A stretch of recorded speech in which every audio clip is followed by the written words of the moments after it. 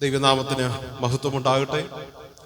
Trivandrum brother ഫെലോഷിപ്പിന്റെ മറ്റൊരു Bible study പ്രോഗ്രാമിലേക്ക് എല്ലാ പ്രിയപ്പെട്ടവർക്കും കർത്താവായ യേശു ക്രിസ്തുവിന്റെ വിലയേറിയ നാമത്തിൽ സ്നേഹ വന്ദനങ്ങളെ അറിയിക്കുന്നു. വീണ്ടും ഈ സന്ധ്യയിൽ നമുക്കൊരുമിച്ച് കർത്താവിന്റെ സന്നിധിയിൽ നിന്ന് അനുഗ്രഹീതമായ ഗാനങ്ങളെ കേൾക്കുവാനും വളരെ അനുഗ്രഹീതമായ ദൈവവചന ശുശ്രൂഷ, ദൈവവചന പഠനം നടത്തുവാനും ദൈവം നമുക്ക് കൃപ തന്നതിനായിട്ട് നാം ദൈവത്തെ സ്തുതിക്കാം. പ്രാർത്ഥനയോടെ ദൈവസന്നിധിയിലായിരിക്കാം. ഇന്ന് കർത്താവിന്റെ ദാസൻ ഇവാഞ്ചലിസ്റ്റ് വി എബി തിരുച്ചൻകോട് സേലം കർത്താവിന്റെ വേലയിലായിരിക്കുന്ന ദൈവദാസനാണ്. അദ്ദേഹം നമ്മോടുകൂടെയുണ്ട്. തീർച്ചയായിട്ടും അദ്ദേഹത്തിൽ നിന്ന് അനുഗ്രഹീതമായ ദൈവവചന ശുശ്രൂഷ, ദൈവവചന പഠനം നമുക്ക് കേൾക്കാനായിട്ടിടയാകും. പ്രിയ കർത്താവിന്റെ ദാസനെ എല്ലാ സ്നേഹത്തോടും ബഹുമാനത്തോടും പ്രാർത്ഥനയോടും കൂടെ ഈ ശുശ്രൂഷയിലേക്ക് ഹാർദവമായി സ്വാഗതം ചെയ്യുന്നു. അതുപോലെ ഇന്ന് ഗാനങ്ങൾ ആലപിക്കുന്ന പ്രിയ സഹോദരന്മാർ നമ്മോടുകൂടെയുണ്ട്. പ്രിയ സഹോദരങ്ങളെ ഓർത്ത് ദൈവത്തെ സ്തുതിക്കുന്നു. അനുഗ്രഹീതമായ ഗാനങ്ങൾ അവരിൽ നിന്ന് കേൾക്കുവാൻ ദൈവം നമുക്ക് അനുവാദം തന്നിട്ടുണ്ട്. പ്രാർത്ഥനയോടെ നമുക്ക് ദൈവസന്നിധിയിലായിരിക്കാം. കർത്താവിന്റെ ദാസന്മാർ ഇവാഞ്ചലിസ്റ്റ് ജോൺസി ദാസ്, അതുപോലെ നവീൻ, ഈ പ്രിയപ്പെട്ടവരെ ഓർത്ത് ദൈവത്തെ സ്തുതിക്കുന്നു. അവരെയും ഈ ശുശ്രൂഷയിലേക്ക് ഹാർദവമായി സ്വാഗതം ചെയ്യുന്നു. കടന്നു വന്ന എല്ലാ ദൈവദാസന്മാരെയും ദാസന്മാരെയും കുഞ്ഞുങ്ങളെയും പ്രിയപ്പെട്ടവരെയും ഓർത്ത് ദൈവത്തെ സ്തുതിക്കുന്നു. പ്രാർത്ഥനയോടെ നമുക്ക് ദൈവസന്നിധിയിലായിരിക്കാം. വലിയവനായ ദൈവത്തിന്റെ സാന്നിധ്യത്തിന് മുമ്പിൽ ഇന്ന് രാത്രി ആയിരിക്കാം. നമ്മുടെ ശുശ്രൂഷ ഒരു ആത്മീയ ശുശ്രൂഷയാകിയാൽ പ്രാർത്ഥനയോടെ നമുക്ക് ആരംഭിക്കാം. കർത്താവിന്റെ ദാസൻ പുല്ലാന്തിവിളയിൽ കർത്താവിന്റെ വേലയിലായിരിക്കുന്ന ഇവാഞ്ചലിസ്റ്റ് എസ് ഷിജി അവരുകൾ മുമ്പോട്ട് കടന്നു വന്ന് ഈ പ്രാർത്ഥനാ യോഗം, ഈ ബൈബിൾ സ്റ്റഡി പ്രാർത്ഥിച്ചാരംഭിക്കും. പ്രിയ കർത്താവിന്റെ ദാസനെ പ്രാർത്ഥനയ്ക്കായിട്ട് ക്ഷണിക്കും.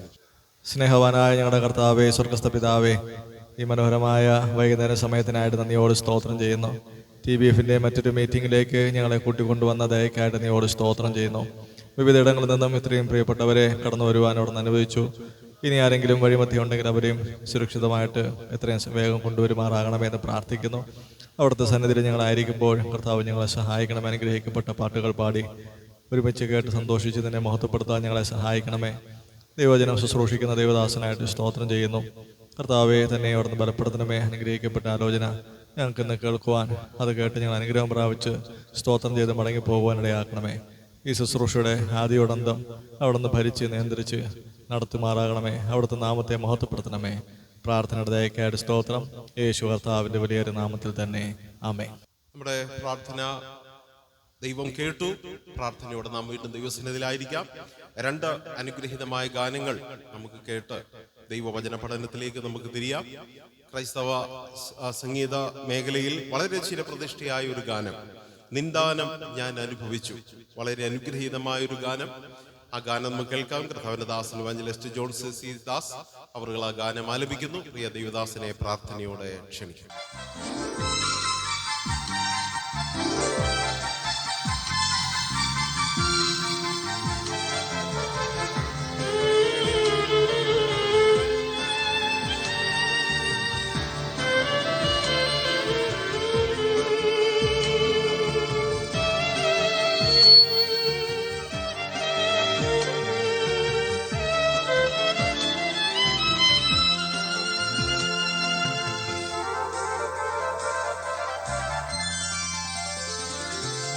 നിന്ദാനം ഞാൻ അനുഭവിച്ചു, നിൻ സ്നേഹം ഞാൻ രുചിച്ചറിഞ്ഞു.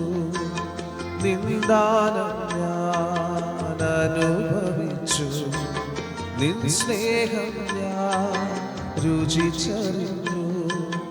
യേശുവേ എൻ ദൈവമേ, നീ എന്നും മതിയായവൻ. യേശുവേ എൻ ദൈവമേ, നീ എന്നും മതിയായവൻ. നിന്ദാനം ഞാൻ അനുഭവിച്ചു, നിൻ സ്നേഹം ഞാൻ രുചിച്ചറിഞ്ഞു.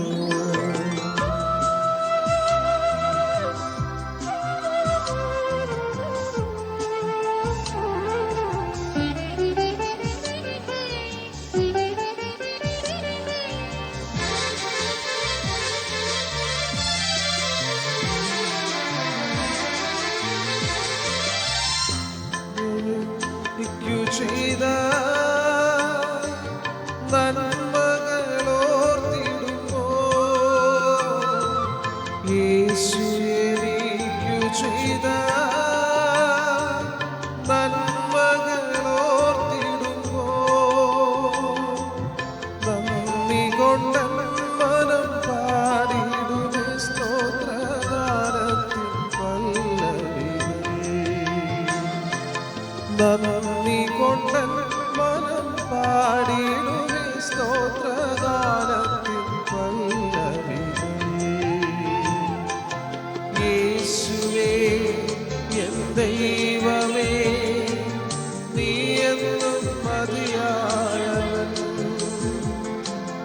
യേശുവേ എൻ ദൈവമേ, നീ എന്നും മതിയായവൻ.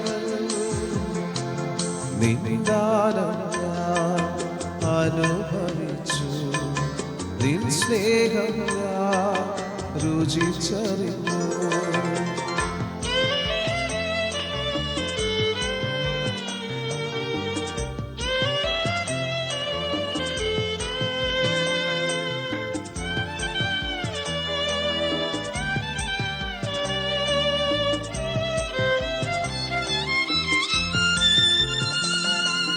ദൈവമേ നിന്റെ സ്നേഹം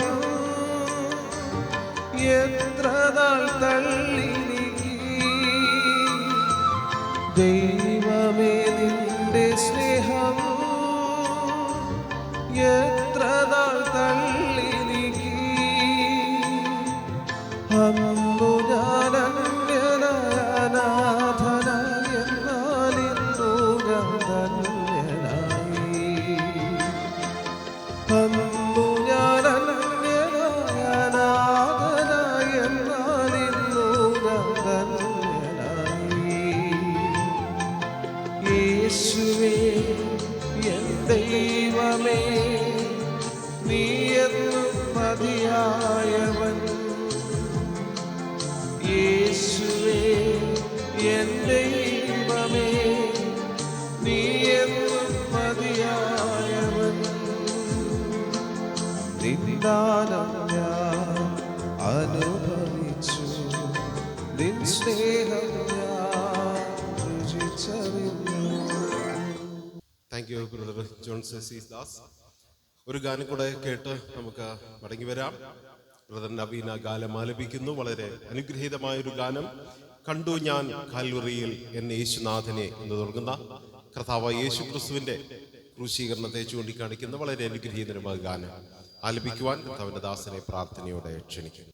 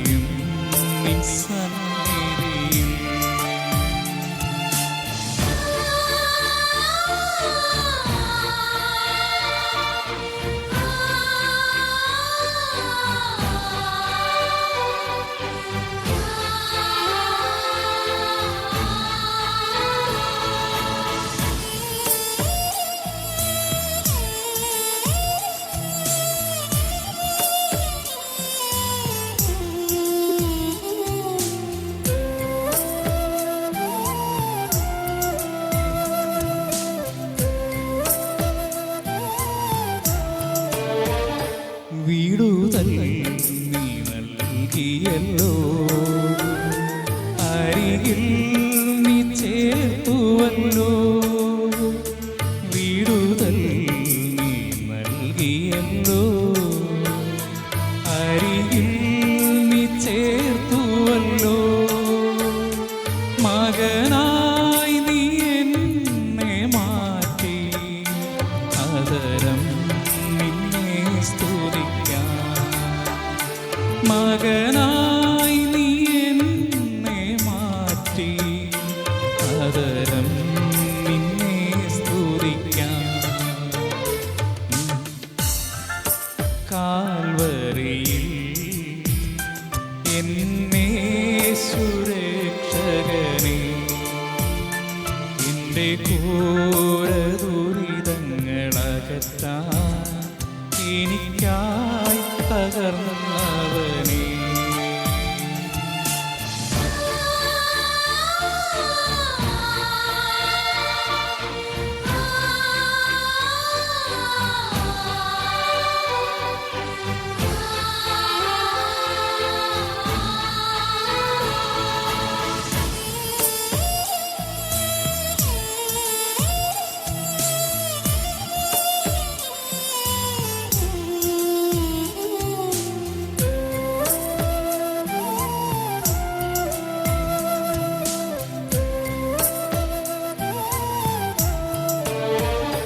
ദൈവസ്നേഹം പകർന്നു തന്നു, സ്വർഗവാതിൽ തുറന്നു തന്നു.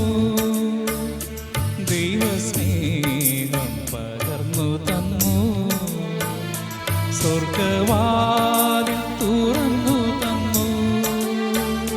നിത്യജീവൻ നൽകിടാനായി പുത്രനെ തകർത്തു ക്രൂശിൽ. നിത്യജീവൻ നൽകിടാനായി പുത്രനെ തകർത്തു ക്രൂശിൽ. കണ്ടു ഞാൻ കാൽവരിയിൽ എന്നെ സുരക്ഷകനെ, എൻ്റെ ഘോര ദുരിതങ്ങളകറ്റാൻ എനിക്കായി തകർന്നവനേ. നിനക്കായി ഞാൻ എന്തു നൽകും, എനിക്കായി തകർന്ന നാഥാ. ഇഹത്തിൽ ഞാൻ വേല ചെയ്തു, അണയും നിൻ സന്നിധിയിൽ. നിനക്കായി ഞാൻ എന്തു നൽകും, എനിക്കായി തകർന്ന നാഥാ. ഇഹത്തിൽ ഞാൻ വേല ചെയ്തു, അണയും നിൻ സന്നിധിയിൽ. കണ്ടു ഞാൻ കാൽവരിയിൽ എന്നെ സുരക്ഷകനെ, എൻ്റെ ഘോര ദുരിതങ്ങളകറ്റാൻ എനിക്കായി തകർന്നവനേ. വളരെ അനുഗ്രഹീതമായ രണ്ട് ഗാനങ്ങൾ കേട്ട് ദൈവത്തെ മഹത്വപ്പെടുത്തുവാൻ വലിയവനായ ദൈവം നമുക്ക് കൃപ ചെയ്തു. ഗാനങ്ങൾ ആലപിച്ച പ്രിയ ദൈവദാസന്മാരോടുള്ള നന്ദി ദൈവസന്നിധിയിൽ അറിയിക്കുന്നു.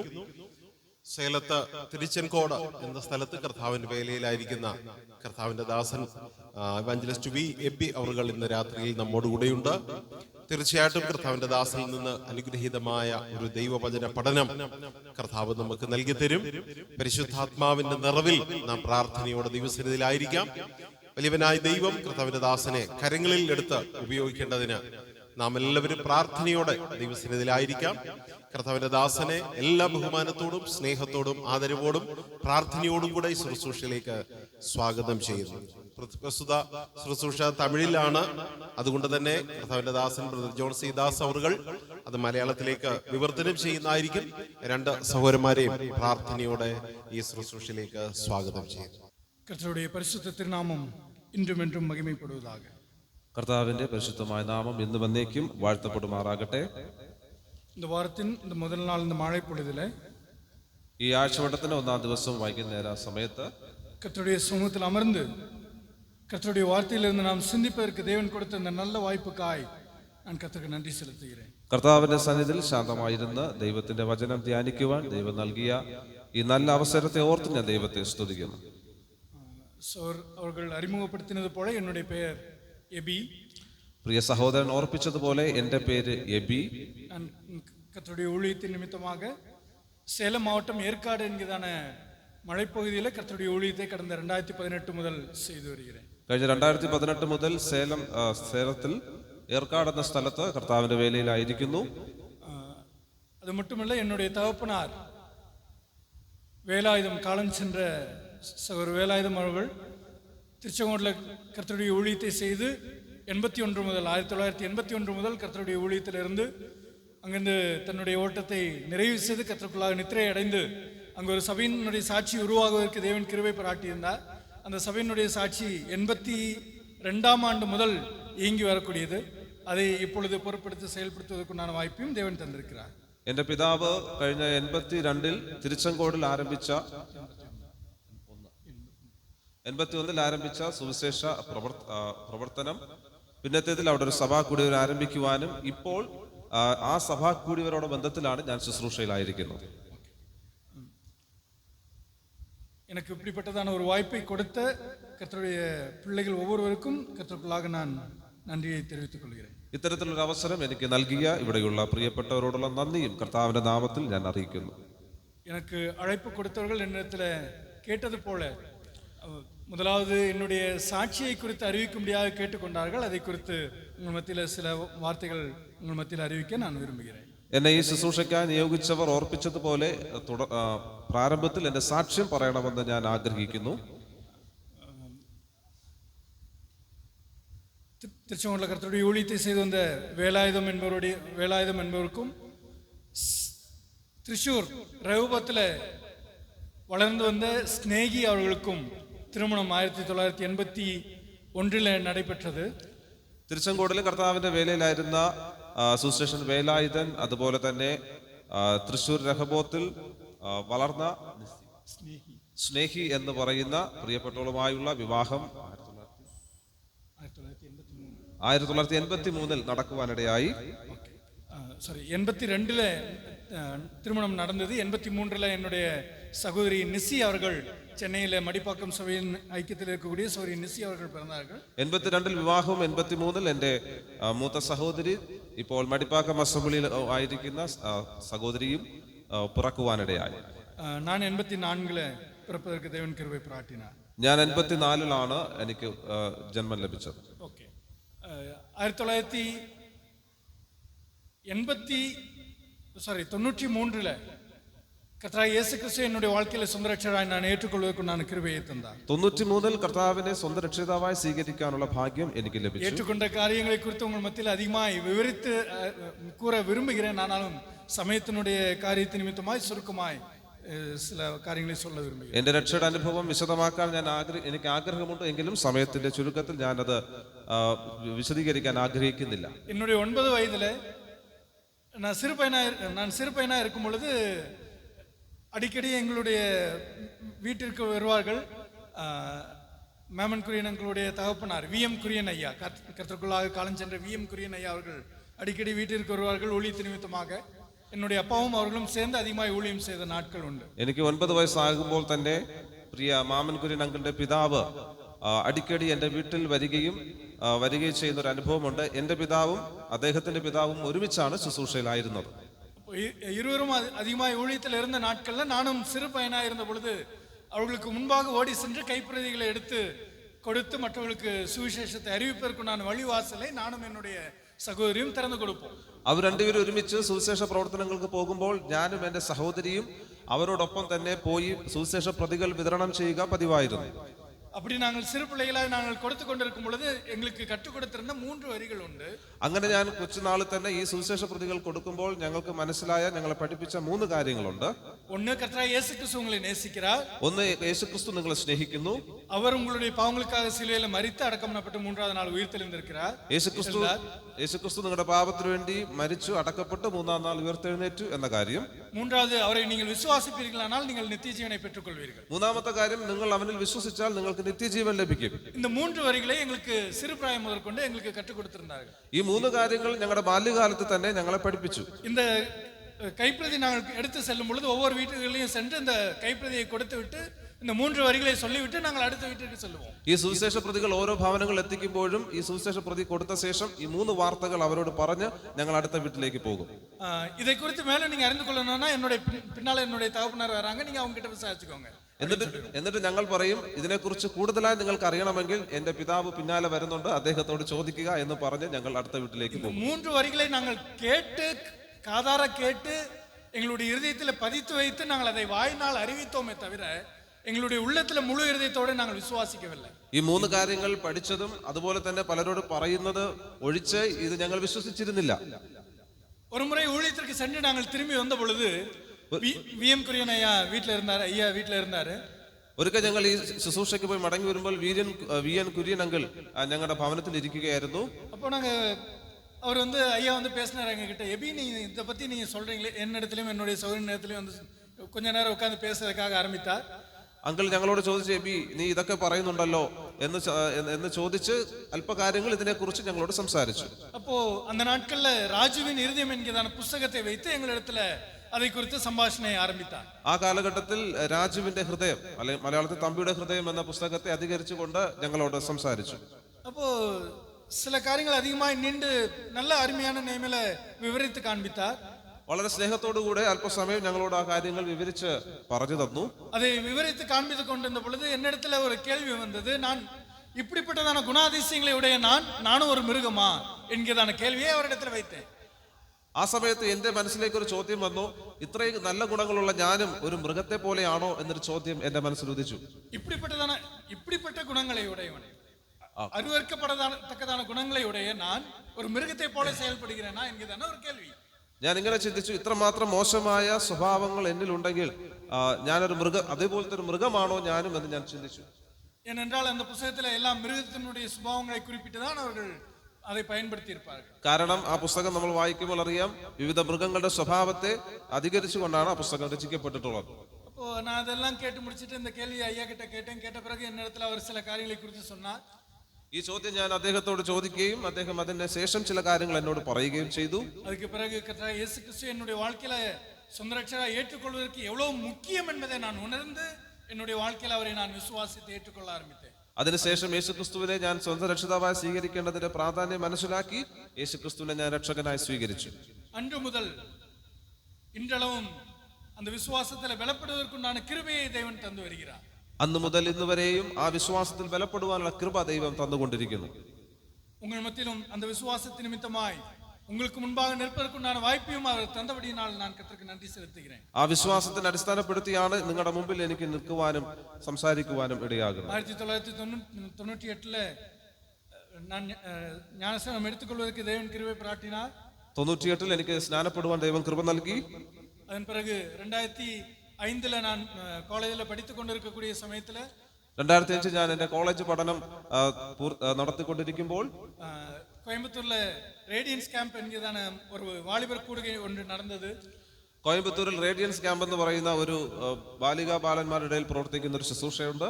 அந்த கேம்ப்ல பங்கெடுப்பதற்குண்டான கிருபையை தந்தார். ആ ക്യാമ്പിൽ എനിക്ക് പങ്കെടുക്കുവാൻ ദൈവം കൃപ നൽകി. அந்த கேம்ப்ல அறிவிக்கப்பட்ட வேத வசனங்களை கொண்டு தேவன் என்னை தம்முடைய ஊழியத்திற்கு அழைத்திருக்கிறார், பிரித்தெடுத்திருக்கிறார் என்கிறதான காரியங்களை கொண்டு தேவன் தீர்க்கமாய் ஒவ்வொரு தாசனங்கள் மூலமாகவும் ஒவ்வொரு செய்தியின் மூலமாகவும் என்னிடத்துல இடைப்பட்டார். ആ ക്യാമ്പിൽ പഠിപ്പിക്കപ്പെട്ട ദൈവത്തിന്റെ വചനം എന്നിൽ ഞാൻ ദൈവവേലയ്ക്കായി എന്നെ ദൈവം തിരഞ്ഞെടുത്തു വന്ന് ഓരോ ദൈവദാസന്മാരുടെ ശുശ്രൂഷയിലൂടെയും എനിക്ക് ബോധ്യമായി. அதன் பிறகு கர்த்தருடைய ஊழியத்திற்கு என்னை அர்ப்பணிப்பதற்கு தேவன் கிருபை பாராட்டினார். അതിനുശേഷം കർത്താവിന്റെ വേലയ്ക്ക് സമർപ്പിക്കുവാൻ ദൈവം എനിക്ക് കൃപ നൽകി. கர்த்தருடைய வார்த்தையை கற்றுக்கொள்ள முடியாத கல்லிശ്ശേരിயிலும் പത്തനംതിട്ട ബൈബിൾ കോളേജിലും പഠിப்பதற்கு தேவன் கிருபை பாராட்டினார். ദൈവവചന പഠനാർത്ഥം കല്ലിശ്ശേരിയിലും പത്തനംതിട്ടയിലും ബൈബിൾ കോളേജുകളിലും പഠിക്കുവാൻ ദൈവം ഇടയാക്കി. அதன் பிறகு தற்காலிகமாக சில டெக்னிக்கல் கோர்சஸையும் படித்து நான் சென்னையில் சில வருஷங்கள் வேலை செய்வதற்கும் தேவன் உதவி செய்தார். പഠനശേഷം വീണ്ടും ചില ടെക്നിക്കൽ കോഴ്സ് പഠിച്ച് ചെന്നൈയിൽ ചില നാളുകൾ ഞാൻ ജോലി ചെയ്തു. கடந்த 2015ஆம் ஆண்டு நாங்கள் திரும்பவும் சென்னையிலிருந்து திரும்பவும் குடும்பமாய் வருவதற்கு தேவன் உதவி செய்தார். ചെന്നൈയിലിருந்து திரும்பவும் തിരുച്ചങ്കോടുക്ക് കുടുംബമായി വരുവதற்கு ഉദവി ചെയ്തു. കഴിഞ്ഞ 2015-ൽ ചെന്നൈയിൽ നിന്ന് ഞങ്ങൾ തിരികെ തിരുച്ചങ്കോടിലേക്ക് വരുവാനിടയായി. കുടുംബം എന്ന് சொல்லும் பொழுது 2014-ൽ എനിക്ക് திருமணம் നടന്നത്. 2014-ൽ എനിക്ക് വിവാഹം നടന്നു. എനിക്ക് മകൻ 2015 ജൂലൈ മാസം പിറന്നാൻ. ജൂലൈ മാസം 2015-ൽ എനിക്കൊരു മകൻ പിറന്നു. അവൻ പിറന്ന പിറகு 2015-ൽ ഫ്ലഡ് ചെന്നൈയിൽ അധികமான ഫ്ലഡ് ഏർപ്പെട്ടത് ഡിസംബർ മാസത്തില്. മകന്റെ ജനന സമയത്താണ് ചെന്നൈയിൽ വലിയൊരു ജലപ്രളയം ഉണ്ടായത്. அதன் பிறகு அந்த ஃப்ளட் நிமித்தமாக என்னுடைய வேலை நிமித்தமாக சில காரியங்கள்லாம் வந்த பொழுது கர்த்தர் என்னை தம்முடைய ஊழியத்திற்கென்று வேறு பிடித்திருக்கிறார் என்பதை திரும்பவும் கர்த்தருக்குள்ளாக உறுதிப்படுத்திக் கொள்ள தேவன் உதவி செய்தார். ആ വെള്ളപ്പൊക്ക സമയത്ത് എന്റെ ജോലിയിലും ചില പ്രശ്നങ്ങൾ ഉണ്ടായി. ആ സമയത്ത് കർത്താവിന്റെ വേലയിൽ കൂടുതലായി സമർപ്പിക്കുവാൻ അതിന് കാരണമായി തീർന്നു. 2016-ஆம் ஆண்டு நாங்கள் சென்னையிலிருந்து ஜனவரி மாதம் 31-ஆம் தேதி நாங்கள் குடும்பமாய் திருச்செங்கோடு வரவும் அங்கு சபையினுடைய ஐக்கியத்தில் நாங்கள் காணப்படவும் தேவன் உதவி செய்தார். 2016 ജനുവരി 31-ൽ മടങ്ങി ഞാൻ തിരുച്ചെങ്കോടിൽ വരികയും അവിടെയുള്ള സഭയുമായിട്ട് കൂട്ടായ്മ ഞാൻ ആരംഭിക്കുവാൻ ഇടയായി. ஜூலை மாதத்திலே கர்த்தருக்குள்ளாக முழு நேர ஊழியத்தை செய்யும்படியாக தேவன் என்னை அர்ப்பணிக்கும்படியாக சபையின் மத்தியில் அறிவிக்கும்படியாக தேவன் உதவி செய்தார். ജൂലൈ മാസത്തിൽ കർത്താവിന്റെ വേലയിൽ പൂർണ്ണസമയ സുവിശേഷകനായി സഭയുടെ മധ്യത്തിൽ ഞാൻ എന്നെ തന്നെ പ്രാർത്ഥിച്ച് സമർപ്പിക്കുവാൻ ഇടയായി. 2018 ஜனவரி 20-ஆம் தேதி எங்களை குடும்பமாய் கர்த்தருடைய ஊழியத்தை செய்யும்படியாக ஏற்காடு என்கிறதான மலைப்பகுதிக்கு அனுப்பி வைத்தார்கள். 2018 ஜனவரி 20-ൽ ഏർക്കാടിൽ സുവിശേഷ വേലയുമായി ബന്ധപ്പെട്ട് ഞങ്ങളെ അയച്ചു. அது முதல் கர்த்தருடைய ஊழியத்தை செய்யவும் கர்த்தருடைய வார்த்தையை குறித்து அநேகருக்கு அறிவிக்கவும் சாட்சியாய் அறிவிக்கவும் ரட்சிப்பினுடைய மகத்துவமான வசனங்களை கையில் ஏந்தி கொண்டு பலமாய் தீர்க்கமாய் அதை குறித்து വിവരിத்து കാണിപ്പதற்குண்டான കൃപയെ ദൈവം തരുகிறார். അന്ന് മുതൽ ഇന്ന് വരെയും കർത്താവായ യേശുക്രിസ്തു നൽകുന്ന രക്ഷയെക്കുറിച്ച് വളരെ ശക്തമായി ഉദ്ഘോഷിച്ചുകൊണ്ട് അതിനെ വെളിപ്പെടുത്തിക്കൊണ്ട് ശക്തമായി ദൈവസന്നിധിയിൽ നിലനിൽക്കുവാൻ ദൈവം സഹായിച്ചു കൊണ്ടിരിക്കുന്നു. ഇതെല്ലാം என்னுடைய அனுபவ சாட்சி என்னுடைய வாழ்க்கையில கடந்த நாட்கள்ல வந்து நடந்த காரியங்கள். ഇതെല്ലാം എന്റെ കഴിഞ്ഞ നാളുകളിൽ ജീവിതത്തിൽ ഉണ്ടായ അനുഭവങ്ങളും സാക്ഷ്യങ്ങളുമാണ്. தொடர்ந்து கர்த்தருடைய நாமத்தின் நிமித்தமாய் கர்த்தருடைய ஊழியத்தை உண்மையும் மொத்தமும் உள்ள இருதயத்தோடு நாங்கள் அதை செய்து முடிக்கத்தக்கதாக தேவன் என்ன நோக்கத்திற்காக எங்களை தெரிந்தெடுத்தாரோ அந்த நோக்கம் எங்கள் மூலமாய் நிறைவேற்றப்படத்தக்கதாக നിങ്ങൾ யாரும் எங்களை ஜெபத்தில் நினைவு கூறும்படியாய் பட்சமாய் கேட்டுக்கொள்கிறேன். തുടർന്നുള്ള നാളുകളിലും ദൈവം ഞങ്ങളെ വിളിക്ക് യോഗ്യരായി വളരെ സത്യസന്ധരായി ദൈവസന്നിധിയിൽ നിലനിൽക്കുവാൻ നിങ്ങൾ ഞങ്ങൾക്ക് വേണ്ടി പ്രാർത്ഥിക്കുവാൻ ഞാൻ അപേക്ഷിക്കുന്നു. இந்த செய்தியினுடைய ஆரம்பத்திற்குள்ளாக நான் செல்வதற்கு முன்பாக இந்த செய்தியை மொழிபெயர்த்து தரக்கூடிய ஜான்சி அவர்களுக்கும் என்னுடைய மனமார்ந்த நன்றியை தெரிவித்துக் கொள்கிறேன். സന്ദേശത്തിൽ ഞാൻ കടക്കുന്നതിന് മുമ്പ് ഈ സന്ദേശത്തെ വിവർത്തനം ചെയ്ത പ്രിയ ജോൺസി ബ്രദറിനോടുള്ള നന്ദിയും ഞാൻ അറിയിക്കുന്നു. சரியாக சொல்ல போனால் என்னிடத்தில் மலையாளத்திலேயே பிரசங்கம் பண்ண சொன்னார்கள். ആദ്യം എന്നോട് മലയാളത്തിൽ സംസാരിക്കാനാണ് പറഞ്ഞത്. மலையாளத்தில் பேசுவேனால் அதிக நேரம் எடுக்கும், தெளிவான முறையில் மற்றவர்களுக்கு அறிவிக்க முடியாது என்கிறதான சூழ்நிலை நிர்பந்தத்தின் நிமித்தமாய் സഹോദരനെ മൊഴിപെയർക്ക முடியாது കർത്താവ് ഉദവി ചെയ്താർ. മലയാളത്തിൽ സംസാരിച്ചാൽ ഒത്തിരി നേരം എടുക്കുകയും ശരിയായി എനിക്കത് തെളിവായി പറയാനും കഴിയുകയില്ല എന്നതുകൊണ്ടാണ് പ്രിയ സഹോദരൻ ആ ഉത്തരവാദിത്വം ഏറ്റെടുത്തത്. കർത്താവിന്റെ നാമം മഹിമപ്പെടുവதாக. കർത്താവിന്റെ നാമം മഹത്വപ്പെടട്ടെ. നാം இந்த நாளில நாம் சிந்திக்கும்படியாக இருக்கக்கூடிய ஒரு தலைப்பு ஜெபம் என்கிறதான நேமில ஒரு தலைப்புக்குள்ளாய் நாம் சிந்திக்கும்படியாக இருக்கிறோம். ഇന്ന് നമ്മുടെ സന്ദേശത്തിന്റെ തലക്കെട്ടെന്ന് പറയുന്നത് പ്രാർത്ഥന എന്നാണ്. ஜெபத்தை குறித்து நாம் அநேக சந்தர்ப்பங்களில் அநேக வேத வசனங்களின் மூலமா நாம் அநேக കാര്യങ്ങളെ കற்றுക്കൊണ്ടിരിக்கிறோம். പ്രാർത്ഥനയെക്കുറിച്ച് വിവിധ വേദഭാഗങ്ങളിലൂടെ അനേക കാര്യങ്ങൾ നമ്മൾ പഠിച്ചിട്ടുണ്ട്. ஒருவர் இப்படியாக பயன்படுத்தினார், ஜெபம் என்பது விசுவாச வாழ்க்கையினுடைய சாவி என்று சொல்லி பயன்படுத்தினார். ഒരു വ്യക്തി ഇങ്ങനെ പറഞ്ഞിട്ടുണ്ട്, പ്രാർത്ഥന എന്ന് പറയുന്നത് വിശ്വാസ ജീവിതത്തിന്റെ താക്കോലാണ്. நம்முடைய ஆவிக்குரிய வாழ்க்கையை திறந்து அதற்குள்ளாய் நம்ம பிரவேசிப்பதற்கு நமக்கு தேவையானது என்னது? சாவி. அதுதான் ஜெபம். നമ്മുടെ ആത്മീയ ജീവിതത്തെ തുറന്ന് അതിലേക്ക് പ്രവേശിക്കാനായിട്ട് നമുക്ക് ആവശ്യമുള്ള ഒരു താക്കോലാണ് പ്രാർത്ഥന എന്നത്. இந்த ஜெபம் இல்லாதபடிக்கு நாம் கர்த்தருக்குள்ளாக நான் இருக்கிறேன், வாழ்கிறேன், கர்த்தரோட உறவுல நான் இருக்கிறேன் என்று சொல்லி சொன்னால் என்னை நானே ஏமாற்றிக் கொள்கிறேன். ഈ പ്രാർത്ഥനയില്ലാത്ത ജീവിതം, ആ വ്യക്തി ഞാൻ കർത്താവിനോട് കൂടെ ഇരിക്കുന്നുവെന്നും കർത്താവിനെ സ്നേഹിക്കുന്നു, കർത്താവുമായിട്ട് എനിക്ക് ബന്ധമുണ്ട് എന്ന് പറഞ്ഞാൽ താൻ തന്നെ ചതിക്കുകയാണ്. அப்படிப்பட்டதான நிலைமை இல்லாதபடிக்கு நாம் கர்த்தரோடுள்ள உறவுல நாம் நெருங்கி ஜீவிப்பதற்கு இந்த ஜெப வாழ்க்கை நமக்கு அதிக பிரயோஜനമുള്ളതായി കാണപ്പെടും. അതെ, അങ്ങനെയുള്ള ഒരു വ്യക്തിക്ക് കർത്താവുമായിട്ട് അധികമായ ബന്ധം സ്ഥാപിച്ച് ജീവിക്കുവാൻ ഈ പ്രാർത്ഥനാ ജീവിതം നമ്മളെ സഹായിക്കുന്നു. இந்த ஜெபத்தை குறித்து சில காரியங்களை நாம் வேதவசனத்திலிருந்து சில காரியங்களை நாம் சிந்திக்க முடியாது. വേദപുസ്തകത്തിൽ നിന്ന് പ്രാർത്ഥനയെക്കുറിച്ച് ചില കാര്യങ്ങൾ നാം ചിന്തിക്കാമെന്ന് ആഗ്രഹിക്കുന്നു. ലൂക്ക എഴുതിன സുവിശേഷം 22-ാം അധ്യായം അതിനുடைய 40வது വചനം അതിനുடைய ആധാരമായി தெரிவு செய்ய விரும்புகிறேன். ലൂക്കോസിന്റെ സുവിശേഷം 22-ാം അധ്യായം അതിന്റെ 40ാമത്തെ വാക്യം വായിക്കാൻ ഞാൻ ആഗ്രഹിക്കുന്നു. ലൂക്കോസ് 22:40.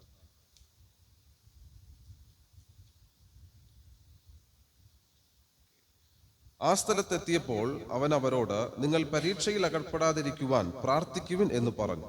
சோதனைக்குட்படாதபடிக்கு விழித்திருந்து ஜெபம் பண்ணுங்கள். പരീക്ഷയിൽ അകപ്പെടാതിരിപ്പാൻ ഉണർന്നിരുന്നു പ്രാർത്ഥിപ്പിൻ എന്ന് പറഞ്ഞു. இந்த வார்த்தை ஒரு இயேசு கிறிஸ்து தம்முடைய சீஷர்களிடத்துல சொல்லுகிறார். ഈ കാര്യം യേശുക്രിസ്തു തന്റെ ശിഷ്യന്മാരോടാണ് പറയുന്നത്. இது சொல்லப்பட்ட இடம் ഒരു വ്യത്യാസமான ഇടം, വ്യത്യാസமான സൂழ்நிலை. ഈ പറയപ്പെടുന്ന സാഹചര്യം എന്ന് പറയുന്നത് വളരെ വ്യത്യസ്തമായ ഒരു സാഹചര്യമാണ്. இதுவரைக்கும் இயேசு கிறிஸ்து அவர்களோடு வாழ்ந்து கொண்டிருந்தார். ഇത്രയും നാൾ കർത്താവ് അവരോട് കൂടെ ആയിരുന്നു. ഒരു 3.5 ആണ്ടുകൾ അവர்களோடு கூட ഒരുമിച്ചിരുന്ന് வாழ்ந்து അനേക അത്ഭുതങ്ങളെ അവர்களுடைய കണ്ണുകൾക്ക് മുൻപാകെ ചെയ്താർ. 3.5 വർഷം അവരുടെ കൂടെ ഇരുന്ന് അവരെ അതിശയിപ്പിക്കുന്ന അനേക അത്ഭുതങ്ങൾ കർത്താവ് ചെയ്തു. அவர்கள் விசுவாசத்தில் பலப்படுவதற்கும் விசுவாச வாழ்க்கை குறித்து கற்றுக்கொள்ளவும் தேவன் அவர்களுக்கு பல சந்தர்ப்பங்களை ஏற்படுத்தி தந்தார். വിശ്വാസത്തിൽ ബലപ്പെടുവാനും വിശ്വാസ ജീവിതത്തെ കുറിച്ച് പഠിക്കുവാനും പല സന്ദർഭങ്ങളും ദൈവം അവർക്ക് അവസരങ്ങൾ നൽകി. ஆனால் இப்பொழுது வந்திருக்கக்கூடியதான இந்த சூழ்நிலை என்பது இயேசு கிறிஸ்து அவர்களை விட்டு பிரிந்து செல்லக்கூடிய ஒரு தருணம். എന്നാൽ ഇപ്പോൾ ഒരു സാഹചര്യം വന്നിരിക്കുന്നത് അല്പ സമയത്തിന് ശേഷം യേശുക്രിസ്തു അവരെ വിട്ട് പിരിയാൻ പോകുകയാണ്.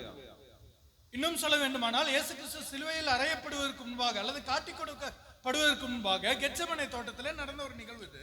അല്പം കൂടെ വ്യക്തമാക്കി പറഞ്ഞാൽ കർത്താവ് യേശുക്രിസ്തുവിനെ കാണിച്ചു കൊടുക്കുന്നതിന് തൊട്ടു മുമ്പ് ഗെത്സെമനെ തോട്ടത്തിൽ നടന്ന ഒരു സംഭവമാണ് ഇത്. இன்னும் சொல்ல வேண்டுமானால் இயேசு கிறிஸ்து கொடுத்த இறுதியான அவர் சிலுவையில் அறையப்படுவதற்கு முன்பாக கொடுக்கப்பட்ட இறுதியான கட்டளை அல்லது அன்பின் பிரமாணமாய் இதை ஏற்றுக்கொள்ளலாம். അല്പം കൂടെ വ്യക്തമാക്കി പറഞ്ഞാൽ യേശുക്രിസ്തു ക്രൂശിക്കപ്പെടുന്നതിന് മുമ്പ് അവസാനമായി ശിഷ്യന്മാർക്ക് നൽകിയ ഒരു സ്നേഹത്തിന്റെ കൽപ്പനയാണ് പ്രാർത്ഥന എന്ന് പറയുന്നത്. சோதனைக்குட்படாதபடிக்கு விழித்திருந்து ஜெபம் பண்ணுங்கள். നിങ്ങൾ പരീക്ഷയിൽ അകപ്പെടാതിരിപ്പാൻ ഉണർന്നിരുന്നു പ്രാർത്ഥിപ്പിൻ. இந்த வார்த்தை யாரிடத்துல சொன்னாரு? ആരോടാണ് ഈ കാര്യം പറഞ്ഞത് കർത്താവ്? நாம் சிந்திக்கும் பொழுது ശിഷ്യர்களிடத்துல சொன்னார் என்று சொல்லி நாம் சிந்திக்கிறது உண்டு. ചിന്തിക്കുമ്പോൾ ഇത് ശിഷ്യന്മാരോടാണ് പറഞ്ഞു എന്ന് നാം മനസ്സിലാക്കുന്നു. ஆனால் எல்லா ശിഷ്യர்களிடத்திலும் சொல்லவில்லை அவர். എന്നാൽ എല്ലാ ശിഷ്യന്മാരോടും കൂടെ അല്ല ഇത് പറഞ്ഞത്. മാർക്ക് എഴുതിന സുവിശേഷം 14-ാം അധ്യായം അതിനുடைய 32-ാவது വചനത്തിലെ വിധമായി വാസിக்கிறோம். മർക്കോസ് 14-ന്റെ വാക്യത്തിൽ വളരെ വ്യക്തമായി അത് രേഖപ്പെടുത്തുന്നു. അവർ ഗെത്സമനെ എന്ന പേരുള്ള തോട്ടത്തിൽ വന്നപ്പോൾ അവൻ ശിഷ്യന്മാരോട്, ഞാൻ പ്രാർത്ഥിച്ചു തീരുവോളം ഇവിടെ ഇരിക്കുവിൻ എന്ന് പറഞ്ഞു. പിന്നെ അവർ പത്രോസിനെയും യാക്കോബിനെയും യോഹന്നാനെയും കൂട്ടിക്കൊണ്ട് ഭ്രമിക്കാനും വ്യാകുലപ്പെടുവാനും തുടങ്ങി. இந்த இடத்துல சொல்லுகிறார், இது மத்தேயு 25:36 இதே வசனம் தான் நம்ம வாசிக்கிறோம். മത്തായി 25:36 ഇതേ കാര്യം നമ്മൾ വായിക്കുന്നു. ശിഷ്യர்களை നോക്കി அவர் சொல்லுகிறார், நீங்க எங்க உட்கார்ந்துருங்க. എല്ലാ ശിഷ്യന്മാരോട് ചേർന്ന് പറയുന്നു, നിങ്ങൾ ഇവിടെ ഇരിക്കുക.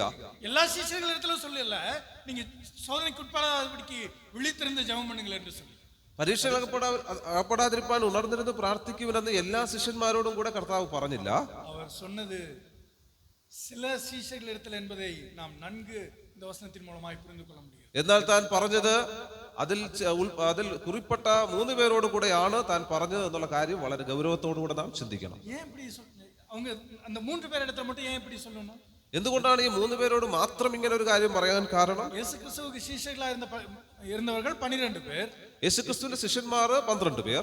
അതിൽ ഒരുവൻ കാട്ടി കൊടുത്താൻ, അതിലൊരാള് കാണിച്ചു കൊടുക്കുവാൻ പുറത്തേക്ക് പോയി.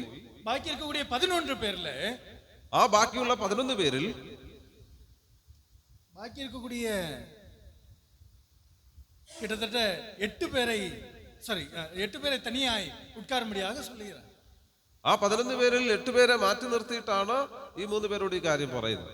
நீங்க 3 பேரை என் கூட வாங்க. നിങ്ങൾ 3 പേരും എന്റെ കൂടെ വരിക. அவங்க 3 பேரையும் தனிப்பட்ட முறையில் அழைத்து சென்று அவளோடு கூட துக்கப்படவும் வியாகுலப்படவும் தொடங்கினார் என்று சொல்லி வேதவசனம் கற்றுக் கொடுக்குது. ഈ 3 പേരെയും പ്രത്യേകമായി വിളിച്ചുകൊണ്ടുപോയി വ്യാകുലപ്പെടാനും ദുഃഖിക്കാനും കർത്താവ് തുടങ്ങി എന്ന് അവിടെ പറയുന്നു. மற்ற எல்லா சிஷ்யர்களிடத்திலும் ஜெபிக்கும்படியாக அவர் சொல்லவில்லை. എന്നാൽ എല്ലാ ശിഷ്യന്മാരോടും കൂടെ നിങ്ങൾ പ്രാർത്ഥിക്കുമെന്ന് പറഞ്ഞില്ല. ஏன்? എന്തുകൊണ്ടാണ്? இன்னும் சொல்ல போனால் வேதவசனத்தின் மூலமாக சுவிசேஷ புத்தகங்களிலும் சரி அப்போஸ்தலர் நடவடிக்கையிலும் சரி இந்த 3 பேரை குறித்து தான் அதிகமாக நாம் வாசிக்க முடியாது. അല്പം കൂടെ വ്യക്തമാക്കി പറഞ്ഞാൽ പിന്നത്തേതിലുള്ള അപ്പോസ്തല പ്രവൃത്തികളിലും അതുപോലെ തന്നെ മറ്റു സുവിശേഷങ്ങളെല്ലാം ഈ 3 പേരെ കുറിച്ചാണ് കൂടുതലും പറഞ്ഞിരിക്കുന്നത്. பேதுரு, யாக்கோபு, யோவான். പത്രോസ്, യാക്കോബ്, യോഹന്നാൻ. மற்ற சீஷர்களை குறித்து வேதவசனத்தில் அதிகமாக நாம் வாசிக்க முடியவில்லை. മറ്റു ശിഷ്യന്മാരെ കുറിച്ചൊന്നും നമ്മൾ വേദപുസ്തകത്തിലൊന്നും അധികമായി നമ്മൾ കാണുന്നില്ല. ஆனால் அதனுடைய அர்த்தம் அவர்கள் செயல்படவில்லை என்பதல்ல. അതിന്റെ അർത്ഥം അവരൊന്നും മോശക്കാരെന്നോ നല്ലവരല്ല എന്നുള്ളത് അർത്ഥത്തിലല്ല. அவர்கள் செயல்பட்டார்கள். ഓക്കെ, അവരും അനേക പ്രവൃത്തികൾ ചെയ്യുന്നവരായിരുന്നു. ஆனால் இந்த 3 பேர் செய்தது போல அவர்கள் செய்யவில்லை. എന്നാൽ ഈ 3 പേര് ചെയ്തതുപോലെ പ്രവൃത്തികൾ മറ്റുള്ളവർ ചെയ്തില്ല എന്നാണ് നമ്മൾ അവിടെ കാണുന്നത്. இந்த 3 பேரை மட்டும் தனியாக இப்பொழுது அழைத்து செல்கிறார். அவர்களை அங்கே உட்கார முடியாது. இவர்களையும் சற்று நேரம் நீங்க விழித்திருங்க என்று சொல்லிவிட்டு போய்விட்டார். അതെ, ഈ 3 പേരെ വിളിച്ചിട്ട് അവരോടും പറയുകയാണ്, നിങ്ങൾ അല്പസമയത്തേക്ക് ഉണർന്നിരിക്കുക. മാർക്ക് 14-ാം അധ്യായം അതിനുடைய 34-ാം വചനത്തെ വാസിங்க. മർക്കോസ് 14-ന്റെ 34-ാമത്തെ വാക്യത്തിൽ, എന്റെ ഉള്ള മരണവേദന പോലെ അതിദുഃഖിതമായിരിക്കുന്നു, ഇവിടെ പാർത്ത് ഉണർന്നിരിക്കുവിനെന്ന് അവരോട് പറഞ്ഞു. இங்கே தங்கியிருந்து விழித்திருங்கள். ഇവിടെ നിങ്ങൾ ഇരുന്ന് ഉണർന്നിരിക്കുവിൻ. இவர்களுக்கு கொடுக்கப்பட்ட இந்த வார்த்தை ഇവരോട് കർത്താവ് പറഞ്ഞ കാര്യമാണ്. நீங்க இங்க தங்கியிருந்து என்ன செய்யுங்க? விழித்திருங்க. നിങ്ങൾ ഇവിടെ ഇരുന്ന് നിങ്ങൾ ഉണർന്നിരിക്കുവിൻ. ஆனா மற்ற சீஷர்கள் இடத்துல நீங்க இங்க உட்கார்ந்திருங்கள் என்று சொன்னார். എന്നാൽ മറ്റു ശിഷ്യന്മാരോട് നിങ്ങൾ ഇവിടെ ഇരിക്കുവിൻ എന്ന് മാത്രമാണ് പറഞ്ഞത്. அவர்கள் தூங்குவதால் தூங்கலாம், உறங்க செல்வதால் உறங்க செல்லலாம், அல்லது அவர்கள் என்ன வேண்டுமானாலும் செய்து கொள்ளலாம். അവർക്ക് ഉറങ്ങണമെങ്കിൽ ഉറങ്ങാം, എന്ത് വേണമെങ്കിൽ അവർക്ക് ചെയ്യാനുള്ള എല്ലാ സ്വാതന്ത്ര്യമുണ്ട്. ஆனா இங்க 3 பேர் இடத்துல அவர் சொல்கிறார், நீங்கள் இங்கே விழித்திருங்கள் என்று சொல்லி. എന്നാൽ ഈ 3 പേരോട് മാത്രമാണ് കർത്താവ് പറയുന്നത്, നിങ്ങൾ ഇവിടെ ഇരുന്ന് ഉണർന്നിരിക്കുവിൻ. இதன் பிறகு அவர் தனிப்பட்ட முறையில் சென்று ஜெபித்து திரும்பவும் வரும் பொழுது அவர் ஒரு நபரை மட்டும் பார்த்து பேசுகிறார். അതിനുശേഷം കർത്താവ് അല്പദൂരം ചെന്ന് പ്രാർത്ഥിച്ച് മടങ്ങി വരുമ്പോൾ ഈ 3 പേരിൽ ഒരാളോട് മറ്റു ചില കാര്യങ്ങൾ പറയുകയാണ്. மத்தேயு 26-ாம் அதிகாரம் மார்க் 14-ാം அதிகாரம் 37, 38 വാസിப்போம். മർക്കോസ് 14-ന്റെ 37, 38 പിന്നെ അവൻ വന്ന് അവർ ഉറങ്ങുന്നത് കണ്ട് പത്രോസിനോട്, ശീമോനോ, നീ ഉറങ്ങുന്നു, ഒരു നാഴിക ഉണർന്നിരിക്കാൻ നിനക്ക് കഴിഞ്ഞില്ലയോ? இந்த 3 பேரிலிருந்து இப்பொழுது பேதுருவை மாத்திரம் தனிப்பட்ட முறையில் பிரித்திருக்கிறார். ഈ 3 പേരിൽ നിന്ന് ഇപ്പോൾ ഒരാളെ അവൻ വേർതിരിച്ച് സംസാരിക്കുകയാണ്. பேதுருவை நோக்கி சொல்கிறார், நீங்கள் 1 மணி நேரமாவது என்னோட கூட விழித்திருக்க கூடாதா? പത്രോസിനോട് പറയുന്നത്, നിങ്ങൾ ഒരു നാഴിക പോലും നിങ്ങൾക്ക് എന്നോട് കൂടെ ഉണർന്നിരിക്കാൻ കഴിഞ്ഞില്ലയോ? 11 பேரிலிருந்து ஏற்கனவே 8 பேர் போயாச்சு. ആദ്യത്തെ സർക്കിളിൽ 11 പേരിൽ നിന്ന് 8 പേര് മാറി. இப்போ இந்த 3 பேர்லயும் 2 பேர் போயாச்சு, ஒருவர் மாத்திரம். അതിൽ കർത്താവ് വേർതിരിച്ച 3 പേരിൽ അതിൽ 2 പേര് മാറി, ഇപ്പോൾ ഒരാൾ. பேதுரு நேரத்துல சொல்றாரு, 1 மணி நேரமாவது விழித்திருக்க கூடாதா? പത്രോസിനോട് കർത്താവ് പറയുന്നത്, ഒരു നാഴിക പോലും നിനക്ക് ഉണർന്നിരിക്കുവാൻ കഴിഞ്ഞില്ലയോ? ஏனென்று சொன்னால் பேதுருவுக்கு கொடுக்கப்பட்டிருக்கக்கூடிய பொறுப்பு மிகவும் உன்னதமான நிலைமையில இருக்கு என்பதை அவர் இதற்கு பிறகுள்ள காரியங்கள்ல அவர் கற்றுக் கொடுக்கக்கூடியவராக இருக்கிறார். എന്തുകൊണ്ടെന്നാൽ പത്രോസിന് കർത്താവ് നൽകിയ ഉത്തരവാദിത്വങ്ങൾ വളരെ ഗൗരവമുള്ളതാണെന്ന് പിന്നത്തേതിലുള്ള കാര്യങ്ങൾ നമ്മളെ വെളിപ്പെടുത്തുകയാണ്. ஏன் பேதுருவினிடத்தில் இப்படிப்பட்டதான ஒரு வார்த்தையை சொல்லுகிறார்? എന്തുകൊണ്ട് പത്രോസിനോട് മാത്രം ഇങ്ങനെയുള്ള ഒരു കാര്യം കർത്താവ് ചോദിച്ചു? നീ വിളിത്തിരുന്ന് ജപിക്ക வேண்டும் என்று சொல்லி, നീ ഉണർന്നിരുന്ന് പ്രാർത്ഥിക്കേണ്ടതിന്റെ ആവശ്യകതയുണ്ട്. அதுக்கு லூக்கா எழுதின சுவிசேஷம் 22-ாம் அதிகாரத்துல 31-வது வசனமும் 32-வது വചനത്തിലും വിവിധമായി വാസിக்கிறோം. ലൂക്കോസ് 22-ന്റെ 31, 32 വായിക്കുന്നു, ശിമോനെ, ശിമോനെ, സാത്താൻ നിങ്ങളെ ഗോതമ്പ് പോലെ പാറ്റേണ്ടതിന് കൽപ്പന ചോദിച്ചു. ഞാനോ നിന്റെ വിശ്വാസം പൊയ്പോകാതിരിക്കുവാൻ നിനക്ക് വേണ്ടി അപേക്ഷിച്ചു. എന്നാൽ നീ ഒരു സമയം തിരിഞ്ഞു വന്ന ശേഷം നിന്റെ സഹോദരന്മാരെ ഉറപ്പിച്ചുകൊള്ളുക. பேதுரு நேரத்துல சொல்ற, சீமோனே, சீமோனே, இதோ கோதுமையை சுளக்கினால் புடைக்கிறது போல சாத்தான் உங்களை புடைக்கிறதுக்கு உத்தரவு கேட்டுக்கொண்டான். നിന്നെ ഗോതമ്പ് പോലെ പാറ്റേണ്ടതിന് പിശാച് അധികാരം ചോദിച്ചു. ഉത്തരവ് കേട്ട് പെറ്റുകൊണ്ടാൻ എന്നല്ല, ഉത്തരവ് കേട്ടുകൊണ്ടാൻ. കൽപ്പന ചോദിച്ചു എന്നാണ്, ആ കൽപ്പന അനുവാദം ലഭിച്ചു എന്നല്ല അവിടെ പറയുന്നത്. ஆனா இயேசு கிறிஸ்து அதுக்கு அடுத்த வசனத்துல சொல்றார், நானும் உன் விசுவாசம் ஒளிந்து போகாதபடிக்கு உனக்காய் வேண்டிக் கொண்டேன். എന്നാൽ കർത്താവ് അടുത്ത മറുപടി പറയുകയാണ്, ഞാനോ നിന്റെ വിശ്വാസം പോയി പോകാതിരിപ്പാൻ നിനക്ക് വേണ്ടി അപേക്ഷിച്ചു. இந்த வார்த்தை, இந்த சூழ்நிலை அவர் பேதுரு கடந்து செல்லக்கூடியதான மிக முக்கியமான ஒரு சூழ்நிலையை அவர் நன்கு அறிந்திருந்தார். പത്രോസ് ഇങ്ങനെ ഒരു പ്രയാസത്തിലൂടെ കടന്നു പോകുമെന്നുള്ള കാര്യം കർത്താവ് നന്നായി അറിഞ്ഞിരുന്നു. சீமோனே, இதோ கோதுமை சுளக்கினால் புடைக்கிறது போல, கோதுமை சுளக்கினால் புடைக்கக்கூடிய ஒரு நிகழ்வை நாம் அறிந்திருக்கிறோமா? ശിമോനെ, ഗോതമ്പ് പാറ്റുന്നത് പോലെ ആ ഗോതമ്പ് പാറ്റുന്ന ഒരു അവസ്ഥ, ആ കാര്യം നമുക്കറിയാമോ? கோதுமையை சுளக்கினால் புடைப்பது என்பது எளிமையான காரியம் அல்ல. ഗോതമ്പ് പോലെ ഗോതമ്പിനെ പാറ്റുക എന്നത് വളരെ നിസ്സാരമായ ഒരു കാര്യമല്ല. ஒரு முறத்துல கொட்டி அதை புடைத்தெடுப்பது என்பது அதில் இருக்கக்கூடியதான உமிகளையும் குப்பைகளையும் അഴുക്കുകളെയും എല്ലാവற்றைയും നീക്ക വേണ്ടിയത് ആവശ്യമായി കാണപ്പെടുகிறது. ഗോതമ്പിനെ പാറ്റുക എന്ന് പറഞ്ഞാൽ ഒരു മുറത്തിലെടുത്ത് അതിലെ ഉമിയെയും അതിന്റെ എല്ലാ വേസ്റ്റിനെയും കളയുന്ന ഒരു കാര്യമാണ് പാറ്റുക എന്ന് പറയുന്നത്. അതിലിരുന്ന് പതരെ എല്ലാവற்றையும் നീക്കി പോട്ട് അതിലെ എല്ലാ പതിരിനെയും വേർതിരിച്ചിട്ട് അതിലിருந்து கோதுமை மணிகளை மட்டும் அது தனியாய் எடுக்கக்கூடிய ஒரு வேலைதான். അതിൽ നിന്ന് ഗോതമ്പ് മണികളെ മാത്രം വേർതിരിച്ചെടുക്കുന്ന ഒരു പ്രക്രിയയാണ് പാറ്റുക എന്നത്. பிசாசானவன் உன்னை சோதிக்கும்படியாக கேட்டு பெற்றுக்கொண்டான், உத்தரவு கேட்டுக்கொண்டான். പിശാച് നിന്നെ അതുപോലെ പാറ്റാൻ അനുവാദം ചോദിച്ചു. ஆனா அந்த இடத்துல அறிவிக்கப்படக்கூடியதான ஒரு நல்ல செய்தி, உன்னிடத்துல இருக்கக்கூடியதான எல்லா விதமான சுபாவங்களில் இருந்தும் உன்னை புடமிட்டு எடுத்து உன்னை கோதுமை மணியாய் மாற்ற வேண்டும் என்று சொல்லி அவர் விரும்பினார். നിന്റെ ജീവിതത്തിലെ എല്ലാ അഴുക്കിനെയും മാറ്റി ഒരു ഗോതമ്പ് മണി പോലെ നല്ല നല്ല ഗുണങ്ങൾ മാത്രമാക്കി എടുക്കാൻ പിശാച് എന്നോട് അനുവാദം ചോദിച്ചു. പിശാച് അവനെ പേതുരുവെ സോദിക്ക வேண்டும் என்று விரும்பினார். ഓക്കേ, പിശാച് അവനെ പരീക്ഷിക്കണമെന്ന് ചിന്തിച്ചു. ஆனால் இயேசு கிறிஸ்துவோ அவனை கோதுமை மணியாய் மாற்ற வேண்டும் என்று சொல்லி விரும்பினார். അതെ, യേശുക്രിസ്തു തന്റെ നാശത്തെയല്ല വിചാരിച്ചത്, പിന്നെയോ പത്രോസ് ആ ശോധനയിലൂടെ കടന്നുപോയി നല്ലൊരു ഗോതമ്പ് മണിയായി മാറണമെന്നാണ് കർത്താവ് ആഗ്രഹിച്ചത്. ഞാനോ ഉൻ വിശ്വാസം ഒളിഞ്ഞു പോകാതെപടിക്ക് ഉനക്കായി വേണ്ടി, ഞാനോ നിന്റെ വിശ്വാസം പോയി പോകാതിരിപ്പാൻ നിനക്ക് വേണ്ടി അപേക്ഷിച്ചു. இதற்கு பிறகு நடந்த நிகழ்வுகள் எல்லாம் நமக்கு தெரியும், நன்கு தெரியும். തുടർന്ന് ഉണ്ടായ സംഭവ വികാസങ്ങളൊക്കെ നമുക്കറിയാം. இயேசு கிறிஸ்துவை காட்டி கொடுக்கப்பட்ட பிறகு 2 முறை சேவல் கூவதற்கு முன்பாக 3 முறை இயேசு கிறிஸ்துவை மறுதலித்தான். அவரை அறியேன் என்று சொல்லி சபிக்கவும் சத்தியம் பண்ணவும் தொடங்கினான் என்று சொல்லி വാസിக்கிறோം. തുടർന്നുണ്ടായ സംഭവ വികാസങ്ങൾ കോഴി കൂവുന്നതും ഈ പത്രോസ് 3 പ്രാവശ്യം തള്ളിപ്പറയുന്നതുമായ അനുഭവങ്ങളാണ് പിന്നത്തേതിലുണ്ടായത്. அந்த சூழ்நிலையில இயேசு கிறிஸ்துவை மறுதலித்த விதத்தை குறித்து வசனம் சொல்லுகிறது, அவன் சபிக்கவும் சத்தியம் பண்ணவும் தொடங்கினான் என்று சொல்லி. കർത്താവിനെ തള്ളിപ്പറഞ്ഞ നിമിത്തം പത്രോസിനുടെ അനുഭവം നമ്മൾ വായിക്കുന്നു. അവൻ ആണയിടുവാനും ശപിക്കുവാനും ശാപമിടുവാനും തുടങ്ങി എന്നാണ്. அப்படிப்பட்ட ஒரு சூழ்நிலை, അങ്ങനെയുള്ളൊരു പ്രയാസകരമായ ഘട്ടം. ஆனா இயேசு கிறிஸ்துவை குறித்து பேதுரு அறிந்திருந்தது போல வேற யாரும் அறிந்து கொள்ளவில்லை. എന്നാൽ യേശുക്രിസ്തുവിനെ പത്രോസ് അറിഞ്ഞതുപോലെ മറ്റൊരു ശിഷ്യന്മാരും അത്ര ആഴമായി അറിഞ്ഞിട്ടില്ലായിരുന്നു. இயேசு கிறிஸ்துவை குறித்து பேதுரு என்ன அறிந்திருந்தார்? എന്താണ് പത്രോസ് കർത്താവിനെ കുറിച്ച് അറിഞ്ഞിരുന്നത്?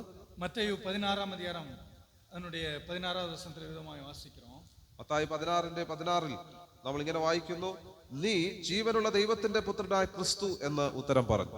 நீர் ஜீவனுள்ள தேவனுடைய குமாரனாகிய கிறிஸ்து என்கிறதான அவனுடைய விசுவாசம். യേശുക്രിസ്തു ജീവനുള്ള ദൈവത്തിന്റെ പുത്രനായ ക്രിസ്തു എന്ന് പത്രോസ് വിശ്വസിച്ചിരുന്നു. அதை அவன் தன்னுடைய வாயினால அறிக்கை செய்கிறான். അത് തന്റെ വായു കൊണ്ട് ഏറ്റുപറയുകയാണ്.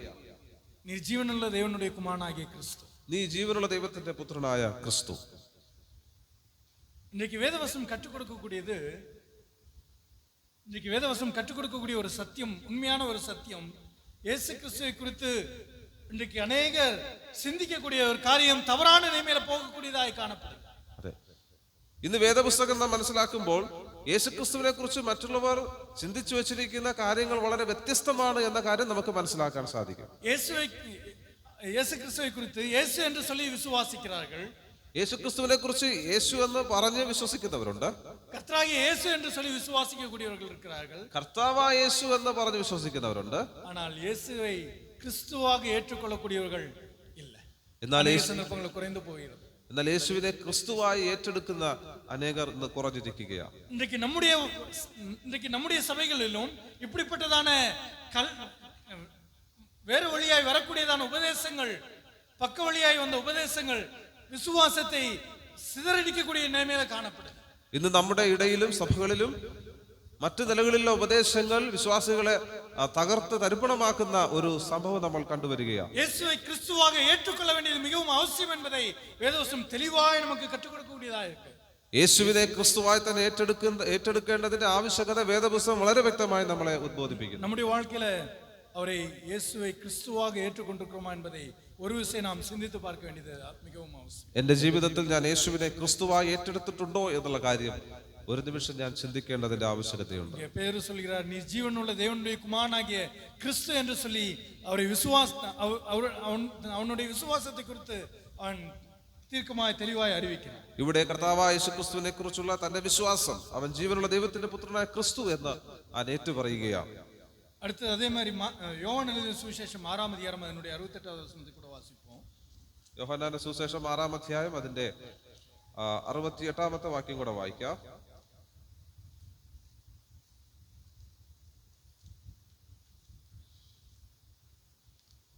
ശീമോൻ പത്രോസ് അവനോട്, കർത്താവേ, ഞങ്ങൾ ആരുടെ അടുക്കൽ പോകും? നിത്യജീവന്റെ വചനങ്ങൾ നിന്റെ പക്കലുണ്ട്. அன்றே நாங்கள் யாரிடத்துல போவோம்? நித்திய ஜீவ வசனங்கள் உம்மிடத்தில் உண்டு என்று சொல்லி பேதுரு சொல்கிறார். കർത്താവേ, ഞങ്ങൾ ആരുടെ അടുക്കൽ പോകും? നിത്യജീവന്റെ മൊഴികൾ നിന്റെ പക്കൽ എന്ന് പത്രോസ് പറയുന്നു. இந்த வசனத்தினுடைய பின்னணிகளை நாம் நன்கு அறிந்திருக்கிறோம். ഈ വചനത്തിന്റെ പശ്ചാത്തലം നാം നന്നായിട്ട് അറിയാം.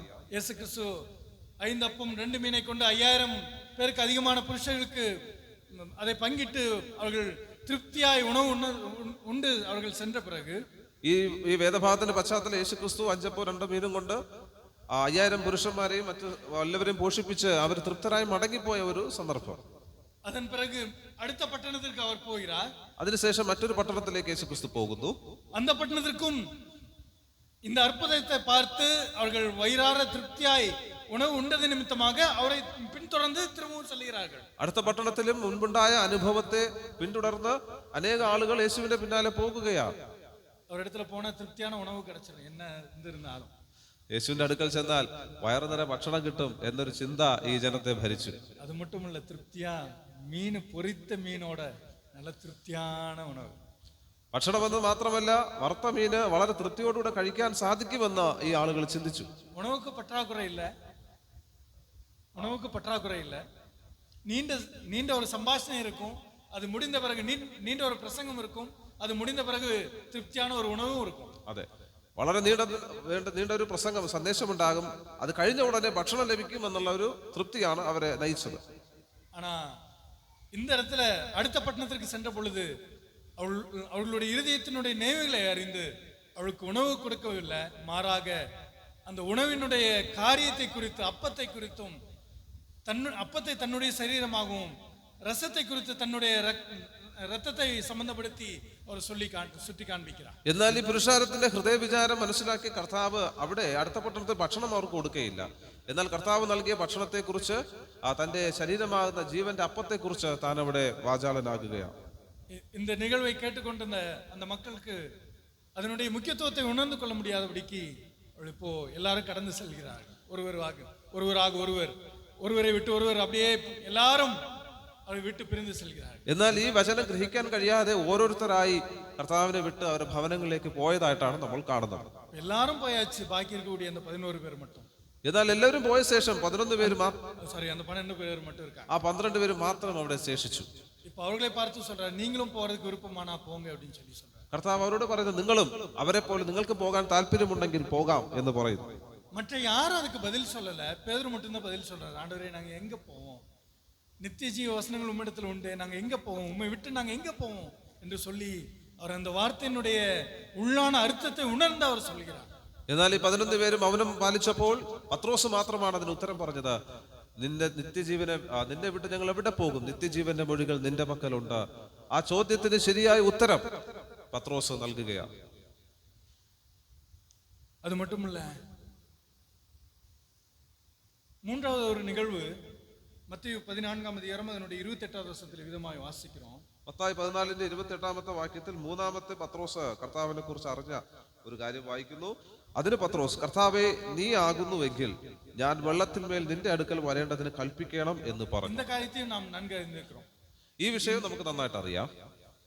ஒரு கடலினுடைய ஒரு சமுத்திரத்துல அவர்கள் இக்கரையிலிருந்து அக்கறை போகும்படியாக இயேசு கிறிஸ்து தம்முடைய சீஷர்களிடத்துல சொல்லி அவர் தனித்து ஜெபிக்கும்படியாக செல்கிறார்.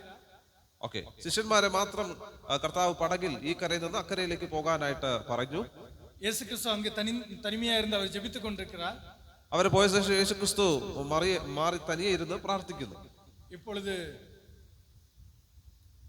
நடுராத்திரி எந்த விதமான இதுவும் இல்லை, காற்றும் புயலும் அவர்களுடைய பிரயாணத்தை தடுக்கக்கூடியதான நிலைமையில எதிரிட்டு காணப்படும் பொழுது அதன் மத்தியில அவர் வருகிறார். ഇപ്പോൾ ഇത് അർദ്ധരാത്രിയായി, കാറ്റും കോളും വളരെ വളരെ എതിരായി വരികയും അവർ പ്രശ്നത്തിലായപ്പോൾ കർത്താവ് അവരുടെ അടുക്കിലേക്ക് പോകുന്നതാണ് ഈ സന്ദർഭം. இதை பார்த்து கொண்டிருந்த பேதுரு இப்ப சொல்றார், ஆண்டவரே நீரே ஆனால் நானும் என்ன செய்யணும், ஜலத்தின் மேல் நடந்து உம்மிடத்தில் வர கட்டளையிடும் என்று சொல்லி. ആ സന്ദർഭത്തിൽ പത്രോസ് കർത്താവിനോട് പറയുകയാണ്, നീ ആകുന്നുവെങ്കിൽ ഞാനും വെള്ളത്തിന്മേൽ നടന്ന് നിന്റെ അടുക്കലേക്ക് വരാം. பேதுருவினுடைய விசுவாசம் ஒரு வித்தியாசமான நிலைமையில மற்ற சீஷர்களை பார்க்கிலும் அதிகமான விசுவாசம், அதிகமான நிலைமையில இயேசு கிறிஸ்துவை குறித்து நன்கு கற்றுக்கொண்டிருந்தார். നോക്ക്, പത്രോസിന്റെ വിശ്വാസം, പത്രോസിന്റെ അറിവ് മറ്റെല്ലാ ശിഷ്യന്മാരിൽ നിന്ന് വ്യത്യസ്തമായി വലിയ അറിവും വിശ്വാസവും പത്രോസിന് കർത്താവിനെ കുറിച്ച് ഉണ്ടായിരുന്നു. நடுராத்திரி எந்த விதமான ஆதாரமும் இல்லை, இயேசு கிறிஸ்து நடந்து வர்றாருன்னு தெரிஞ்ச உடனே பேதுரு அவரை பார்த்து சொல்றாரு, ஆண்டவரே நீரே ஆனா நானும் ஜலத்தின் மேல இறங்கி நடந்தவருக்கு நம்ம இடத்துல வர்றதுக்கு எனக்கு என்ன செய்யுங்க, உத்தரவு கொடுங்க. അർദ്ധരാത്രിയാണ്, യാതൊരു അടിസ്ഥാനമില്ലാതെ പത്രോസ് പറയുകയാണ്, നീ ആണ് എങ്കിൽ ഞാനും നടന്ന് നിന്റെ അടുക്കിലേക്ക് വരാം. அந்த ஒரு வார்த்தையை நான் வாசித்த பொழுது என்னுடைய மனதில் பேதுருவினுடைய சிந்தனை எப்படிப்பட்டதான நிலைமையில காணப்பட்டிருந்திருக்கும். ഞാൻ ഈ വേദഭാഗം വായിക്കുമ്പോൾ പത്രോസിന്റെ അപ്പോഴത്തെ മാനസികാവസ്ഥ എന്തായിരിക്കുമെന്ന് ഞാൻ ഒരു നിമിഷം ചിന്തിച്ചു പോയി. அவர் எதை குறித்து சிந்திக்கல, മറ്റ് യാതൊരു കാര്യത്തെ കുറിച്ച് പത്രോസ് ഇപ്പോൾ വ്യാകുലപ്പെടുന്നില്ല. பேதுருவினுடைய சமுத்திரத்தை குறித்ததான அறிவு பேதுருவுக்கு இருந்தது போல மற்ற சீஷர்களுக்கு இருந்திருக்குமா என்பது தெரியவில்லை. നോക്കൂ, കടലിനെ കുറിച്ചും മറ്റെല്ലാ ശിഷ്യന്മാരെക്കാളും പത്രോസിനാണ് നല്ല അറിവുള്ളത്. அவனுக்கு தெரியும் சமுத்திரத்தின் மீது நடக்க முடியாது.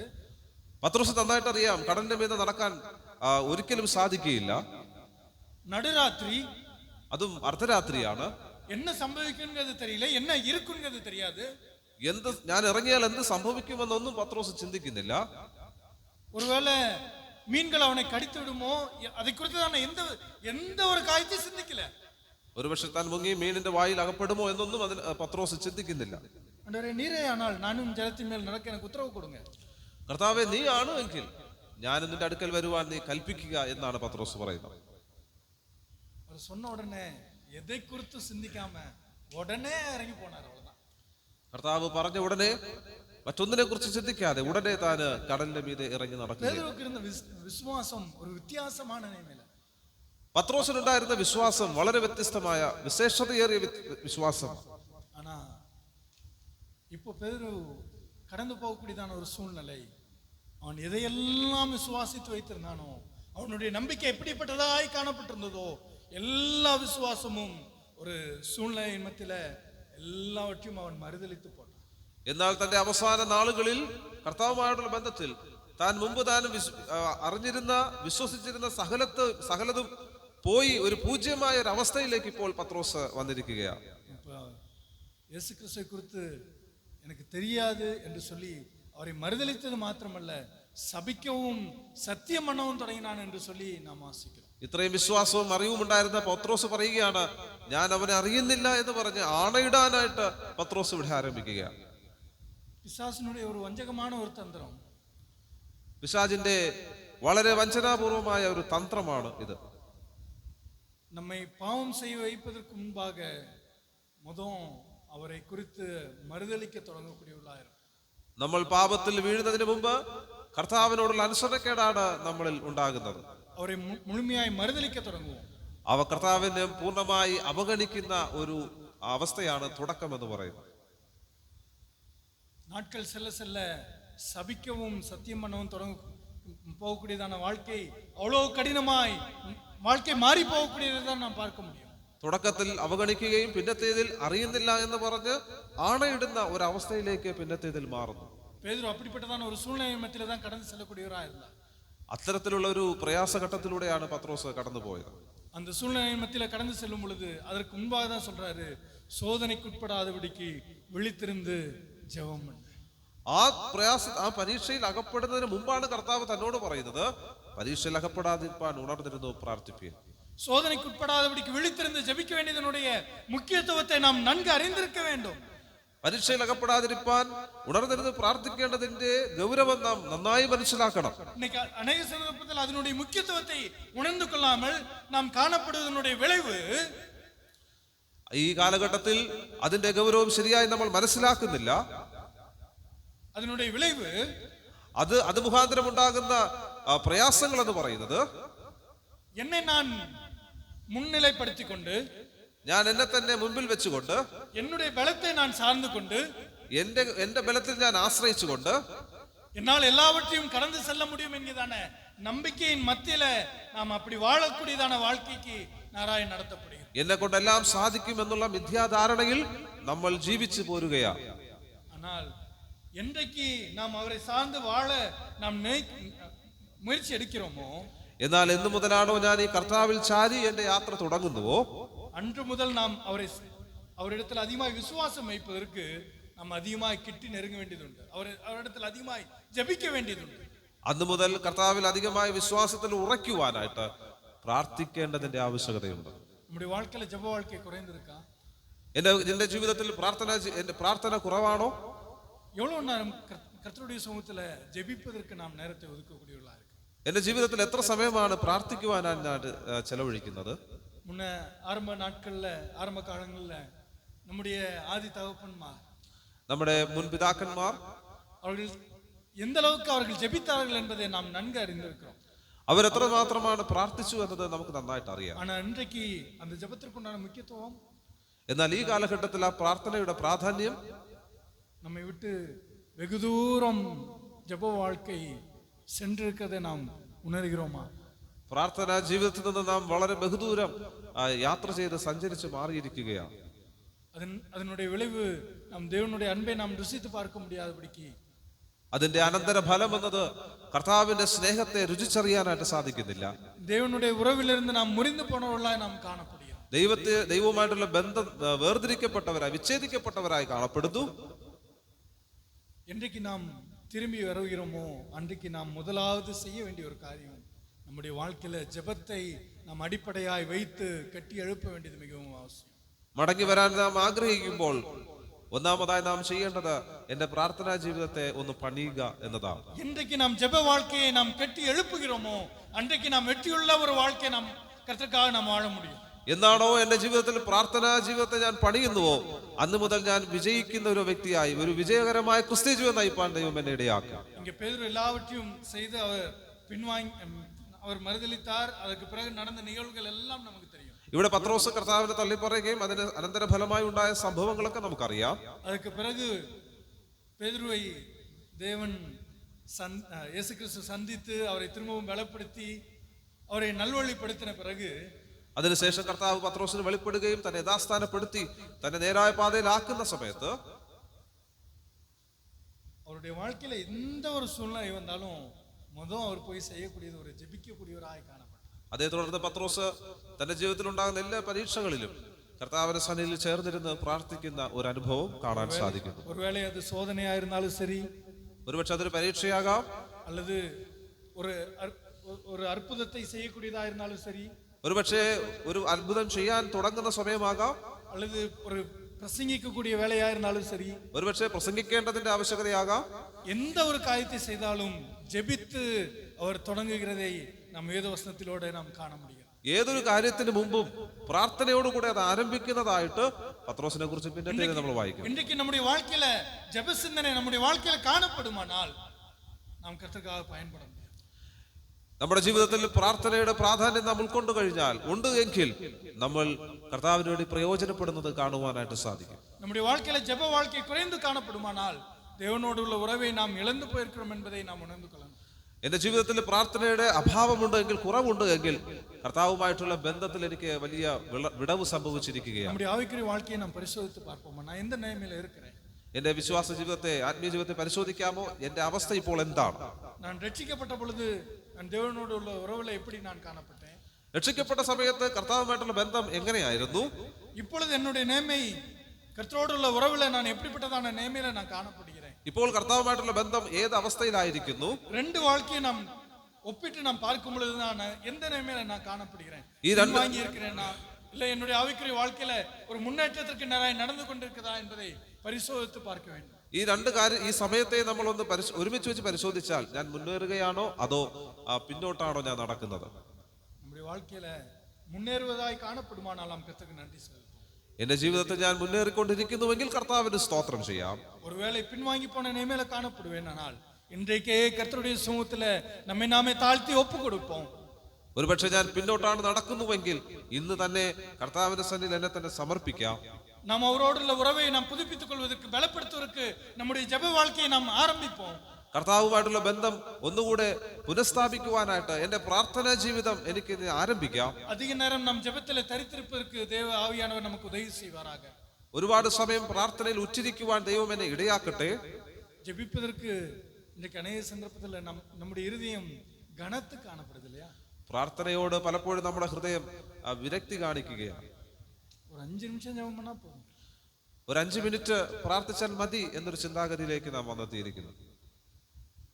ஆனா எந்த அளவுக்கு நாம் ஜெபிக்கிறோமோ அந்த அளவுக்கு நாம் கர்த்தருக்காக பிரயாசப்பட முடியும், அந்த அளவுக்கு அவருக்காக வல்லமையாய் செயல்பட முடியும். എത്രമാത്രം ഞാൻ പ്രാർത്ഥിക്കുന്നുവോ അത്രമാത്രം എനിക്ക് കർത്താവിന് വേണ്ടി പ്രയോജനപ്പെടാനായിട്ട് സാധിക്കും. நம்முடைய வாழ்க்கையில ஜெப வாழ்க்கை இல்லை என்று சொன்னா நான் அவரை சார்ந்து கொள்ளவில்லை, அவரை நான் விசுவாசிக்கவில்லை என்பதுதான் அர்த்தம். എന്റെ ജീവിതത്തിൽ പ്രാർത്ഥന ഇല്ല എങ്കിൽ അതിന്റെ അർത്ഥം ഞാൻ അവനിൽ ചാരിക്കൊള്ളുന്നില്ല, ആ കർത്താവിൽ എനിക്ക് വിശ്വാസമില്ല എന്നത് തന്നെയാണ് അതിന്റെ പരമാർത്ഥം.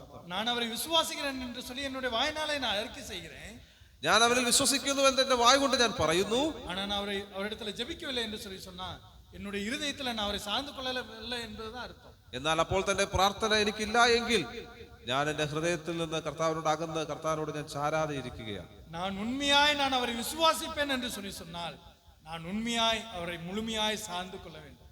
ഞാൻ അവനെ വിശ്വസിക്കുന്നു, യഥാർത്ഥമായി വിശ്വസിക്കുന്നു എന്ന് പറഞ്ഞാൽ അതിന്റെ അർത്ഥം ഞാൻ ശരിയായി യഥാർത്ഥമായി അവനിൽ ചാരിക്കൊള്ളുന്നു, ആശ്രയിക്കുന്നു എന്ന് തന്നെയാണ്. அப்படி நான் சார்ந்து கொள்ளும் பொழுது எந்த ஒரு நிகழ்வு நடந்தாலும் சரி, അങ്ങനെ ഞാൻ കർത്താവിൽ ചാരുമ്പോൾ, പൂർണ്ണമായി ചാരുമ്പോൾ, ഏതൊരു പ്രതിസന്ധിയുടെ നടുവിലും വന്നാലും நாம் அவரை அந்த விஷயத்துக்காக நாம் ஜெபித்து அந்த வேலையை நாம் செய்வோம். ആ കാര്യത്തിന് മുമ്പ് ഞാൻ പ്രാർത്ഥിക്കുകയും പ്രാർത്ഥിച്ച ശേഷം മാത്രമേ ഞാൻ അത് ആരംഭിക്കുകയുള്ളൂ. ஒரு முறை என்னுடைய வீட்டிற்கு என்னுடைய மனைவியினுடைய உறவினர்கள் ஒரு குடும்பம் வந்திருந்தாங்க. ഒരിക്കൽ എന്റെ വീട്ടിൽ എന്റെ ഭാര്യയുടെ ബന്ധുക്കൾ, ഉറ്റവരായവർ വന്നു. அவர்கள் தேவனை அறியாதவர்கள், അവര് സത്യദൈവത്തെ അറിയാത്തവരാണ്. நாங்க எந்த ஒரு காரியத்தை செய்தாலும் ஜெபித்து செய்யக்கூடியவர்களாய் காணப்பட்டோம். அதை அவள் உற்று பார்த்து கொண்டே இருந்தாங்க. ഞങ്ങൾ ഏതൊരു കാര്യത്തിന് മുമ്പും പ്രാർത്ഥിക്കുന്ന സ്വഭാവമുള്ളവരാണെന്ന് അവർ മനസ്സിലാക്കി അവരത് കണ്ടു. நாட்கள் சென்றது, அவர்கள் 4 நாட்கள் தங்கியிருந்தார்கள் வீட்டிலே. എന്റെ വീട്ടിൽ 4 ദിവസമാണ് അവർ താമസിച്ചത്. 3 நாட்கள் சென்றது. 3 ദിവസം കഴിഞ്ഞു. டூரிஸ்ட் ஸ்பாட்னால நாங்க இருக்கக்கூடிய இடம் டூரிஸ்ட் ஸ்பாட்டா இருந்ததுனால, ஹில் ஸ்டேஷனா இருக்கிறதுனால எப்ப பார்த்தாலும் நாங்க வெளியே போகும்போதெல்லாம் ஜெபித்து விட்டு நாங்கள் கடந்து சென்றோம், அவர்களை அழைத்து சென்றோம். ഞങ്ങൾ താമസിച്ച സ്ഥലം ഒരു ടൂറിസ്റ്റ് പ്ലേസ് ആയതുകൊണ്ട് തന്നെ എപ്പോഴും നമ്മൾ പുറത്തു പോകുമ്പോൾ പ്രാർത്ഥിച്ചു പോകുന്നതായിട്ട് അവർക്ക് മനസ്സിലായി. அப்போ கடைசியாக அவங்க கேட்டாங்க, என்ன எப்ப போனாலும் நீங்க போனாலும் ஜெபம் பண்ணிட்டே போறீங்களே, எதுக்காக நீங்க ஜெபம் பண்றீங்க, ஏன் போயிட்டு நல்லா தானே வரீங்க அப்படின்னு சொல்லி கேட்டாங்க. 3-ാമത്തെ ദിവസം അവർ ചോദിച്ചു, എന്തുകൊണ്ടാണ് നിങ്ങൾ എപ്പോഴും പുറത്തു പോയാലും പ്രാർത്ഥിക്കുന്നത്? നമ്മൾ പോയിട്ട് സുരക്ഷിതമായി ഇവിടെ എത്തിച്ചേരുന്നുണ്ടല്ലോ, പിന്നെ എന്തിനാണ് നിങ്ങൾ പ്രാർത്ഥിക്കുന്നത്? அப்பதான் நான் சொன்னேன் அவர்களிடத்துல சொன்ன ஒரு காரியம். ഞങ്ങൾ അവരോട് പറഞ്ഞ ഒരു മറുപടി, நான் போயிட்டு நான் சுகத்திரமா நான் வந்துருவேன், ഞാൻ പോയി സുരക്ഷിതമായി ഞാൻ എത്തിച്ചേരും, ஆனா என்னுடைய பலத்துல தான் நான் நிற்பேன். അങ്ങനെയാണ് എങ്കിൽ അത് എന്റെ ബലം, എന്റെ കഴിവെന്ന് മാത്രമേ ഞാൻ പറയുകയുള്ളൂ. ஆனா இப்போ நான் போயிட்டு வரக்கூடிய ஒவ்வொரு காரியமும் நான் சந்திக்கக்கூடிய ஒவ்வொரு நபர்களும் நான் பேசக்கூடிய ஒவ்வொரு காரியமும் அவருடைய மறைவுல இருந்து நான் செயல்படுவதற்காக என்னை நான் அர்ப்பணிக்கிறேன். എന്നാൽ ഞാൻ പ്രാർത്ഥിക്കുമ്പോൾ സംഭവിക്കുന്നത് ഞാൻ ചെയ്യുന്ന ഓരോ കാര്യങ്ങളും കർത്താവിന്റെ മറവിൽ നിന്നുകൊണ്ടാണ് ഞാൻ ചെയ്യുന്നു എന്ന കാര്യം എനിക്ക് ബോധ്യപ്പെടാൻ വേണ്ടിയാണ് ഞാൻ പ്രാർത്ഥിക്കുന്നത്.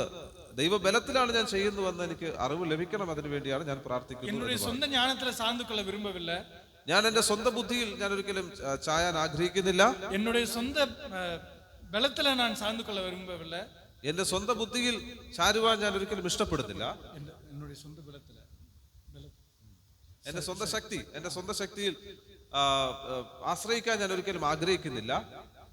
കർത്തരെ മാത്രമേ സാർന്നു കൊണ്ട് അടുത്ത അടി എടുത്ത് വയ്ക്കണമാ. കർത്താവേ നീർ എന്നെ നടത്തും. കർത്താവിൽ മാത്രമാണ് ചാരിക്കൊള്ളാൻ ആഗ്രഹിക്കുന്നത്. അടുത്തൊരു ചുവട് വെക്കാൻ കർത്താവെ നീ എന്നെ സഹായിക്കണം എന്നാണ് ഞാൻ പറയുന്നത്.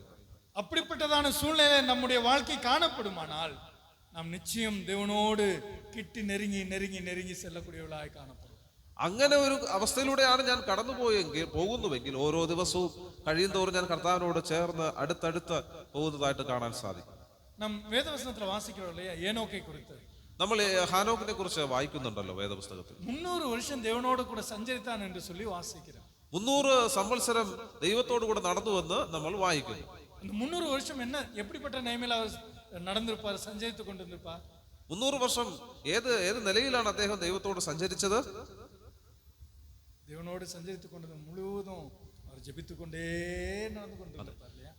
ദൈവത്തോടു കൂടെ നടന്നു എന്നതിനർത്ഥം ഈ 300 വർഷവും താൻ പ്രാർത്ഥനയോടുകൂടെ നടന്നു എന്നതാണ്. அவர் ஜெபித்து கொண்டிருந்திருப்பார். அவர் ஜெபித்து கொண்டிருந்த அவர் பேசியிருக்கணும், அல்லது தேவனுடைய சத்தத்தை கேட்டுக்கொண்டே நடந்திருக்கணும். ഒന്നുകിൽ അദ്ദേഹം ദൈവത്തോട് പ്രാർത്ഥിച്ചുകൊണ്ടിരിക്കും, അല്ലെങ്കിൽ ദൈവത്തിന്റെ ശബ്ദം താൻ തുടർമാനമായി കേട്ടുകൊണ്ടേ ഇരുന്ന് കാണും. இதுதான் அவரோடு கூட சஞ்சரிக்கக்கூடியதான வாழ்க்கை. ഇത് തന്നെയാണ് ദൈവത്തോടു കൂടെ നടന്നു എന്ന് പറയുന്ന ജീവിതം. இப்படிப்பட்ட ஒரு ஆவிக்குரிய வாழ்க்கை நம்முடைய வாழ்க்கையில காணப்பட வேண்டியது மிகவும் அவசியம். ഈ ഒരു ആത്മീയ അവസ്ഥ നമ്മുടെ ക്രിസ്തീയ ജീവിതത്തിൽ കാണപ്പെടേണ്ടതിന്റെ ആവശ്യകത മുഖ്യത്വമുണ്ട്. பேதுரு தன்னுடைய வாழ்க்கையில പത്രോസ് തന്റെ ജീവിതത്തിൽ அதை உணர்ந்து பார்க்கும்படியாக இயேசு கிறிஸ்து அவனுக்கு கற்றுக் கொடுத்த காரியம், நீ சோதனைக்கு உட்படாதபடிக்கு விழித்திருந்து ஜெபம் பண்ணு. ഈ ഒരു പരീക്ഷ എഴുതാൻ അകപ്പെടാൻ പോകുന്നു എന്ന കാര്യം പത്രോസിന് കർത്താവ് ഉണർത്തി കൊടുത്തതാണ്. നീ പരീക്ഷയിൽ അകപ്പെടാതിരിപ്പാൻ ഉണർന്നിരുന്ന് പ്രാർത്ഥിപ്പിൻ എന്ന കർത്താവിന്റെ വാക്കുകൾ. இயேசு கிறிஸ்து கொடுத்த சிலுவையில் அறையப்படுவதற்கு முன்பாக கடைசியாய் பேதுருவினிடத்துல சொன்ன ஒரு அன்பான ஒரு கட்டளையாக இதை எடுத்துக்கொள்ள முடிகிறது.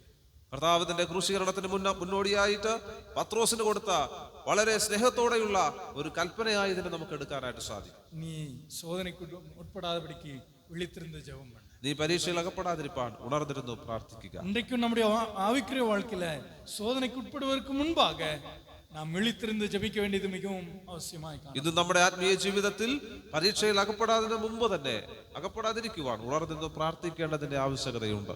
നാം சோதனைக்கு உட்பட்ட பிறகு நாம் ஜெபிக்க வேண்டும் என்று சொல்லி சொன்னால் அங்கிருந்து நாம் தேவனுடைய உறவை நாம் இழந்து போயிருந்திருப்போம். പരീക്ഷയിൽ അകപ്പെട്ട ശേഷം എനിക്ക് വേണ്ടി പ്രാർത്ഥിക്കണം എന്ന് പറഞ്ഞാൽ കർത്താവിന്റെ സന്നിധിയിൽ നിന്ന് ബന്ധത്തിൽ നിന്ന് വളരെ വിദൂരം നമ്മൾ സഞ്ചരിച്ച് കഴിയുമായിരിക്കും. அதற்கு முன்பாக நாம் ஜெபித்து நாம் ஆரம்பிப்போமானால் நம்முடைய ஆவிக்குரிய வாழ்க்கையில நாம் முன்பாக கடந்து செல்வதற்குண்டான வாய்ப்புகளை அவர் நமக்கு தந்தருளும். എന്നാൽ അതിനു മുമ്പ് തന്നെ പരീക്ഷയിൽ അകപ്പെടുന്നതിന് മുമ്പ് തന്നെ പ്രാർത്ഥനയോടുകൂടെ നമ്മൾ ആരംഭിച്ചാൽ കർത്താവുമായിട്ടുള്ള ബന്ധത്തിൽ അധികം വർദ്ധിച്ചു വരുന്നതായിട്ട് കാണാനായിട്ട് സാധിക്കും. இந்த வார்த்தை அவர் மற்ற சீஷர்களிடத்துல சொல்லல. ഈ കാര്യം മറ്റു ശിഷ്യന്മാരോടൊന്നും കർത്താവ് പറഞ്ഞില്ല. ஏன் பேதுருவினிடத்துல மட்டும் சொன்னார் என்பதை குறித்து நாம் சிந்தித்தோம். എന്തുകൊണ്ട് പത്രോസിനോട് മാത്രം അത് പറഞ്ഞു എന്നതാണ് ഇത്രയും സമയം നമ്മൾ ചിന്തിച്ചത്. மற்றவர்கள் எல்லாரும் அவரை விட்டு போய் விட்டாங்க. മറ്റെല്ലാവരും കർത്താവിനെ വിട്ടു പോയി. ஆனா பேதுரு இதுவரைக்கும் நியாயம் விசாரிக்கக்கூடிய எல்லா இடத்திலும் பேதுரு போய் நிற்கிறார். മറ്റെല്ലാവരും ഓടിപ്പോയപ്പോഴും പത്രോസ് പിലാത്തോസിന്റെ കൽത്തളം വരെ പത്രോസ് കർത്താവിനെ പിന്തുടർന്നതായിട്ട് നമ്മൾ കാണും. என்ன സംഭവിക്കുന്നത് என்பதை അറിந்து கொள்ளும்படியாக போனா എന്താണ് സംഭവിക്കുന്നതെന്ന് അറിയാനുള്ള ആഗ്രഹത്തോടുകൂടെ പത്രോസ് പിന്തുടരുകയാണ്. ஆனா அவனுடைய வாழ்க்கையில் அவன் பின்வாங்கி போய் கொண்டிருக்கிறான் என்பதை அவன் அறிந்து கொள்ளவில்லை. എന്നാൽ താൻ മുന്നോട്ട് പോകുന്തോറും തന്റെ വിശ്വാസത്തിൽ താൻ പിന്നോട്ടാണ് പോകുന്നുള്ള കാര്യം പത്രോസിന് അറിയില്ലായിരുന്നു. ஏன்னா அவனுடைய வாழ்க்கையில அங்க ஜெபம் இல்ல. കാരണം താൻ പ്രാർത്ഥനയിൽ പരാജയപ്പെട്ടു.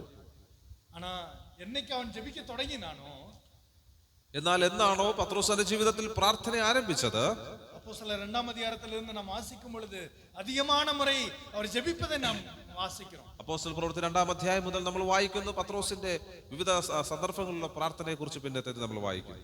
அவர் ஜெபிக்கும் பொழுதெல்லாம் அவர் முன்பாக கடந்து செல்கிறதை அநேக காரியங்களை நாம் வாசிக்கிறோம். പ്രാർത്ഥനയിൽ താൻ മുൻപന്തി നിൽക്കുന്നതായിട്ട് അനേക സന്ദർഭങ്ങളിൽ നമ്മൾ പ്രവൃത്തികളുടെ പുസ്തകത്തിൽ വായിക്കും. நம்முடைய வாழ்க்கையிலும் நாம் ஆவிக்குரிய வாழ்க்கையில முன்பாக நாம் கடந்து செல்வதற்கு நம்முடைய வாழ்க்கையில ஜெபத்தை நாம் மையப்படுத்துவோம், முக்கியத்துவப்படுத்துவோம். அதன் மூலமாய் தேவனோടുള്ള ഉറവിലെ നാം അധികമായി ബലപ്പെടുவோம். ആത്മീയ ജീവിതത്തിൽ മുന്നേറാനായിട്ട് നമുക്ക് പ്രാർത്ഥനാ ജീവിതത്തിന് വളരെ പ്രാധാന്യം കൊടുക്കാം. അങ്ങനെയാണ് എങ്കിൽ കർത്താവുമായിട്ടുള്ള ബന്ധത്തിൽ നമുക്ക് വളരുവാനായിട്ട് ഇടയായി തീരും. കർത്താവിന്റെ തിരുനാമം ഇന്നും എന്നേക്കും വാഴ്ത്തപ്പെടുമാറാകട്ടെ. ആമേൻ. ദൈവത്തിൻ്റെ അതിപരിശുദ്ധമായ നാമം വാഴ്ത്തപ്പെടുമാറാകട്ടെ. ഈ സന്ധ്യാസമയത്ത് നമുക്ക് പ്രകാരം ഒരുമിച്ച് കൂടി വന്ന് ദൈവത്തെ മഹത്വപ്പെടുത്തുവാൻ, അനുഗ്രഹീതമായ ഒരു സന്ദേശം കേൾക്കുവാൻ തക്കവണ്ണം നമുക്ക് ലഭിച്ച അവസരത്തെ ഓർത്ത് നമുക്ക് ഒരുമിച്ച് ദൈവത്തെ സ്തുതിക്കാം. പ്രാർത്ഥനയെക്കുറിച്ചുള്ള വളരെ അനുഗ്രഹീതമായ ഒരു സന്ദേശമാണ് പ്രിയ കർത്താദാസൻ നബി വേലായുധം നമുക്ക് ഇന്ന് നമ്മോട് പങ്കുവച്ചത്. തീർച്ചയായിട്ടും നമ്മുടെ ക്രിസ്തീയ ജീവിതത്തിൻ്റെ, വിജയകരമായ ക്രിസ്തീയ ജീവിതത്തിൻ്റെ താക്കോൽ എന്നത് പ്രാർത്ഥന തന്നെയാണ് എന്നുള്ളതിന് യാതൊരു സംശയവുമില്ല. പ്രത്യേകിച്ച് ദൈവം ഏറ്റവും അധികം ഉത്തരവാദിത്തങ്ങൾ പിൽക്കാലത്ത് നൽകിയ പത്രോസിനും അതുപോലെ യോഹന്നാനോടും യാക്കോബിനോടുമാണ് പ്രാർത്ഥനയെക്കുറിച്ചുള്ള പ്രത്യേകമായ ഉപദേശങ്ങൾ കൊടുത്തത്. പരീക്ഷയിൽ പോകാതിരിക്കേണ്ടതിന് നിങ്ങൾ പ്രാർത്ഥിക്കണം എന്ന പ്രത്യേകമായ ഉപദേശം ഈ 3 പേർക്കാണ് കൊടുത്തത്. പ്രത്യേകിച്ച് പത്രോസിനോടാണ് ആ നിലയിൽ സംസാരിച്ചത് നമ്മൾ കേട്ടു. തീർച്ചയായിട്ടും നമ്മുടെ ജീവിതത്തിനും ഇത് വലിയ വെല്ലുവിളിയായി നിൽക്കുകയാണ്. ദൈവം നമ്മളെ ഏറ്റവും അധികമായിട്ട് എടുത്ത് ഉപയോഗിക്കണമെങ്കിൽ, പരീക്ഷയിൽ അകപ്പെട്ട് പോകാതെ ഇരിക്കണമെങ്കിൽ, പ്രലോഭനങ്ങളിൽ പെട്ടുപോകാതിരിക്കണമെങ്കിൽ പ്രാർത്ഥന അത് അനിവാര്യമാണ് എന്ന കാര്യം നമ്മൾ മറന്നുപോകരുത്. പലപ്പോഴും അതിൽ നമ്മൾ കുറവുള്ളവരാണ്. അത് ഒരു വെല്ലുവിളിയായി, ഒരു മാതൃകയായി എടുത്തുകൊണ്ട് വരുന്ന ആളുകളിൽ പ്രാർത്ഥനയിൽ ശ്രദ്ധ കേന്ദ്രീകരിക്കുവാനായിട്ട് നമുക്കധികമായിട്ട് ശ്രദ്ധിക്കാം. ദൈവം നമ്മളെല്ലാവരെയും സഹായിക്കട്ടെ. അനുഗ്രഹീതമായ സന്ദേശം ഇന്ന് നമുക്ക് പകർന്നു തന്ന പ്രിയ കർത്താദാസൻ നബി വേലായത്തോടുള്ള നന്ദിയെ ഈ സമയത്ത് അറിയിക്കുന്നു. ദൈവം പ്രിയ കർത്താദാസനെ ധാരാളമായിട്ട് അനുഗ്രഹിക്കുമാറാകട്ടെ. വരുന്ന ആളുകളിലും തമിഴ്നാട്ടിലുള്ള ആ സഭയോടുള്ള ബന്ധത്തിലുള്ള ശുശ്രൂഷകളിൽ ദൈവം വളരെയധികം കൃപ നൽകട്ടെ എന്ന് ആശംസിക്കുകയും പ്രാർത്ഥിക്കുകയും ചെയ്യുന്നു. അതോടൊപ്പം സഹോദരി നിത്യ എബിക്ക് വേണ്ടി നമുക്ക് തുടർന്ന് പ്രാർത്ഥിക്കാം. ദൈവം തീർച്ചയായിട്ടും പൂർണ്ണ സൗഖ്യം വിടുതലും നൽകും എന്ന വിശ്വാസത്തോടെ നമുക്ക് പ്രിയ സഹോദരിയെ നമുക്ക് പ്രാർത്ഥനയിൽ ഓർക്കാം. ഇന്ന് ഇത്രയും പേർക്ക് കടന്നു വരുവാനായിട്ട് സാധിച്ചു. അതോർത്ത് ദൈവത്തെ സ്തുതിക്കുന്നു. കടന്നു വന്ന എല്ലാവരോടും നന്ദി അറിയിക്കുന്നു. വരുന്ന ആളുകളിലും തുടർന്ന് മിനിസ്ട്രിയെക്കുറിച്ച് ഓർത്ത് പ്രാർത്ഥിക്കുകയും കടന്നു സഹകരിക്കണമേ എന്ന് ഓർപ്പിക്കുന്നു, കർത്താവിനെ ഓർപ്പിക്കുന്നു. ഇന്ന് അനുഗ്രഹിക്കപ്പെട്ട ഗാനങ്ങൾ ആലപിച്ച പ്രിയപ്പെട്ടവരുള്ള നന്ദിയും ഈ സമയത്ത് അറിയിക്കുകയാണ്. 1-2 പ്രാർത്ഥനാ വിഷയങ്ങൾ ഒന്ന് ഓർപ്പിക്കാനായിട്ട് ആഗ്രഹിക്കുന്നു. നിങ്ങളെല്ലാവരും പലരും അറിയുന്നത് പോലെ ഈ ആഴ്ച, ഈ വെള്ളി, ശനി, ഞായർ ദിവസങ്ങളിൽ കുന്നുകുഴി സഭയുടെ ആഭിമുഖ്യത്തിൽ സ്പെഷ്യൽ മീറ്റിംഗ് ഇവിടെ നടത്തപ്പെടുന്നതാണ്. ഈ ടവർശാലം ഹാളിൽ വെച്ചാണ് നടത്തപ്പെടുന്നത്. ആ മീറ്റിങ്ങിലും എല്ലാവരും കടന്നു വന്ന് സംബന്ധിക്കണം എന്ന് അഭ്യർത്ഥിക്കുന്നു. വെള്ളി, ശനി, ഞായർ ദിവസങ്ങളിൽ വൈകുന്നേരം 6:30 മുതൽ 8:30 വരെയാണ് ആ മീറ്റിംഗ് ക്രമീകരിച്ചിരിക്കുന്നത്. സഹോദരൻ PS തമ്പാൻ അവർകൾ ആ മീറ്റിങ്ങിൽ ദൈവവചനം സംസാരിക്കുന്നതാണ്. എല്ലാവരും അതിലും കടന്നു വരണമെന്ന് അപേക്ഷിക്കുന്നു. അതുപോലെ കഴിഞ്ഞ ദിവസം ഈ പ്രദേശങ്ങളിലൊക്കെ എനിക്കും ജോൺ ഷിപ്പറിനും ട്രാക്ക് ഡിസ്ട്രിബ്യൂഷൻ നടത്തുവാനായിട്ട് സാധിച്ചു. പലപ്പോഴും ട്രാക്റ്റുകൾ ഡിസ്ട്രിബ്യൂട്ട് ചെയ്ത് പോകാറാണ് പതിവ്. എന്നാൽ കഴിഞ്ഞ ദിവസം 2-3 പേരോട് സുവിശേഷം പങ്കുവയ്ക്കുവാനായിട്ട് സാധിച്ചു. അതിൽ പ്രത്യേകിച്ച് അഭിജിത്ത് എന്ന് പറയുന്നൊരു സഹോദരൻ ഞങ്ങളെ വീട്ടിലേക്ക് ക്ഷണിക്കുകയും അദ്ദേഹത്തോട് ഒരു 15-20 മിനിറ്റോളം സുവിശേഷം വളരെ വ്യക്തമായിട്ട് പറയുവാനും ഇടയായി തീർന്നു. വളരെ ശ്രദ്ധയോടെ ആ സഹോദരൻ അത് കേട്ടു. ഇന്ന് ഈ മീറ്റിങ്ങിലേക്ക് കടന്നു വരും എന്നാണ് അറിയിച്ചത്. പക്ഷേ ഇന്ന് ഫോൺ വിളിച്ചപ്പോൾ അദ്ദേഹം എടുത്തില്ല. കാരണം എന്താണെന്നറിയില്ല. ഒന്നുകൂടെ ഒന്ന് പോയി ഫോളോ അപ്പ് ചെയ്യേണ്ടതായിട്ടുണ്ട്. എനിവേ ആ സഹോദരൻ സുവിശേഷം കേട്ടിട്ടുണ്ട്. അതുകൊണ്ട് പ്രിയ അഭിജിത്തിനെ നമുക്ക് ഓർത്ത് പ്രാർത്ഥിക്കാം. 2-3 പേരോടും നമുക്ക് സംസാരിക്കാനായിട്ട് സാധിച്ചു. ആ പ്രിയപ്പെട്ടവരെ ഓർത്ത് പ്രാർത്ഥിക്കാം. അതുപോലെ ഞാൻ ഈ ചായ ഓർഡർ ചെയ്യാനായിട്ട് ഇന്ന് പോയപ്പോൾ അവിടെയുള്ള ആൻറ്റിയുടെ കൊച്ചുമകൻ കൈലാസ് എന്നാണ് പേര്, 22 വയസ്സുണ്ട്. ആ മകന് കിഡ്നി സംബന്ധമായ പ്രശ്നത്താൽ ഭാരപ്പെടുകയാണ്. 2 കിഡ്നിയും ഫെയിലിയർ ആയിട്ട് ഇപ്പോൾ ഡയാലിസിസ് ചെയ്തുകൊണ്ടിരിക്കുകയാണ്. അപ്പോൾ അത് പറയുമ്പോൾ തന്നെ അവർക്ക് അത് പറയാൻ തന്നെ പറ്റുന്നില്ല, അത്രയും വിഷമത്തോടെയാണ് ആ കാര്യം എന്നോട് പറഞ്ഞത്. എന്നിട്ട് അവസാനം ആൻറ്റി പറഞ്ഞു, നിങ്ങൾ ഈ മീറ്റിങ്ങിൽ ആ കൈലാസിന് വേണ്ടി പ്രാർത്ഥിക്കണം എന്ന് പറഞ്ഞു. നീ വലിയ അത്ഭുതകരമായിട്ട് തോന്നി. കാരണം നമ്മുടെ പ്രാർത്ഥനയ്ക്കൊക്കെ ദൈവം ഉത്തരം നൽകും.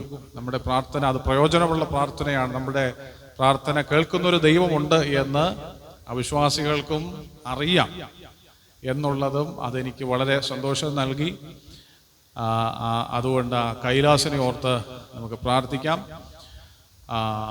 അത്രയും കാര്യങ്ങൾ ആണ് പ്രാർത്ഥനാ വിഷയമായിട്ട് പറയാനായിട്ടുള്ളത്. ഇപ്പോൾ പ്രാർത്ഥിച്ച് ഈ മീറ്റിംഗ് അവസാനിപ്പിക്കാനായിട്ട് ആഗ്രഹിക്കുകയാണ്. ഇപ്പോൾ ജേക്കബ് അങ്കിൾ മുന്നോട്ട് കടന്നു വന്ന് പ്രാർത്ഥിച്ച് ആശീർവാദം പറഞ്ഞ് ഈ മീറ്റിംഗ് അവസാനിപ്പിക്കുന്നതായിരിക്കും. ദൈവനാമം വാഴ്ത്തപ്പെടുമാറാകട്ടെ. ഞങ്ങളുടെ കർത്താവ്, ഞങ്ങളുടെ രക്ഷിതാവുമേ, ഞങ്ങൾ എന്നെ സ്തുതിക്കുന്നു, സ്തോത്രം ചെയ്യുന്നു. ഈ നല്ല സന്ധ്യാസമയം കർത്താവ് തൃപ്പാദത്തിലായിരിക്കാനും കർത്താവെ എൻ്റെ വചനം ഞങ്ങൾക്ക് കേൾപ്പാൻ തന്ന കൃപയ്ക്കായി സ്തോത്രം. കർത്താവെ, വചനം തന്നായ ഈ ബി സഹോദരനായി ഞങ്ങൾ പ്രാർത്ഥിക്കുന്നു. കർത്താവെ, ഇത്രത്തോളം കർത്താവെ ആത്മാവിൽ ഞങ്ങളോട് സംസാരിപ്പാൻ കർത്താവ് തുറന്നു കൊടുത്തതിനായി സ്തോത്രം. കർത്താവെ സഹോദരൻ്റെ വേലയിലെല്ലാം ശുശ്രൂഷയിലെല്ലാം കർത്താവ് അനുഗ്രഹിക്കണമേ. ആയിരിക്കുന്ന ഏർക്കാട് ദേശത്ത് നടക്കുന്ന എല്ലാ വേലകളെയും കർത്താവ് അധികമായിട്ട് അനുഗ്രഹിക്കണമേ. കുടുംബത്തെയും കർത്താവെ പൂർണ്ണമായിട്ട് കരങ്ങളിൽ സമർപ്പിക്കുന്നു. സഹോദരിക്ക് ആയിരിക്കുന്ന ഇപ്പോഴത്തെ ആ പ്രയാസ ഘട്ടത്തിൽ കർത്താവ് സഹായിയായിട്ട് കൂടെ ഉള്ളതിനായി സ്തോത്രം. എല്ലാവിധമായ കഷ്ടങ്ങളിൽ നിന്നും പ്രയാസങ്ങളിൽ നിന്നും വിടുവിച്ച് കർത്താവ് കുടുംബത്തെ ആ ദേശത്ത് കർത്താവിൻ്റെ സാക്ഷ്യമായി നിലനിൽപ്പാൻ തക്കവണ്ണം കർത്താവ് സഹായിക്കണമേ, അനുഗ്രഹിക്കണമേ. കർത്താവെ, ഞങ്ങൾക്ക് ഇങ്ങനെ ഒരു കൂടിയൊരു കർത്താവ് ഒരുക്കി തന്നിരിക്കുന്നതിനായിട്ട് സ്തുതിക്കുന്നു, സ്തോത്രം ചെയ്യുന്നു. കർത്താവെ, എല്ലാ ഞായറാഴ്ച ദിവസങ്ങളിലും വൈകുന്നേരം കർത്താവെ ഞങ്ങൾക്ക് ഇവിടെ ഒരുമിച്ച് കൂടി വന്ന് കർത്താവിൻ്റെ വചനം കേൾപ്പാനും കർത്താവ് ഈ ദേശത്ത് കർത്താവിൻ്റെ സുവിശേഷം പ്രചരിപ്പാനും എല്ലാം കർത്താവ് നൽകുന്ന നല്ല സമയത്തിനായി സ്തോത്രം. കർത്താവെ, ഈ വേലകളൊന്നും വൃഥായി പോകുവാൻ ഇടവരാതെ കർത്താവിൻ്റെ നാമത്തിൽ കർത്താവെ അധികം ശക്തിയോടെ കർത്താവ് ഈ ദേശത്ത് അനേകർ ക്രിസ്തുവിനെ അറിയുവാൻ തക്കവണ്ണം കർത്താവ് കാരണമാക്കണമേ. കഴിഞ്ഞ ദിവസങ്ങളിൽ നടന്ന ട്രാക്ക് ഡിസ്ട്രിബ്യൂഷനെല്ലാം കർത്താവ് ഇത്രത്തോളം അനുഗ്രഹിച്ചതിനായി സ്തോത്രം. കർത്താവെ, പ്രത്യേകിച്ച് അഭിജിത്ത് എന്ന സഹോദരന് വേണ്ടി ഞങ്ങൾ പ്രാർത്ഥിക്കുന്നു. കർത്താവിൻ്റെ വചനം കേൾപ്പാൻ താല്പര്യം കാണിച്ചതിനായി സ്തോത്രം. കർത്താവെ, നിന്നിലേക്ക് തിരിച്ച് മടങ്ങി വരുവാനും കർത്താവെ നിന്നിൽ വിശ്വസിപ്പാനും തക്കവണ്ണം നിൻ്റെ മകന് കർത്താവ് കൃപയരുളുമാറാകണമേ. കർത്താവെ, അഭിജിത്ത് എന്ന് പറഞ്ഞ മകന് വേണ്ടി ഞങ്ങൾ പ്രാർത്ഥിക്കുന്ന കർത്താവെ, ആ കിഡ്നിയുടെ പ്രയാസത്താൽ ഭാരപ്പെടുന്ന ആ മകന് വേണ്ടി ഞങ്ങൾ പ്രാർത്ഥിക്കുന്നു. കർത്താവെ, ആ മകനെ അനുഗ്രഹിക്കണമേ.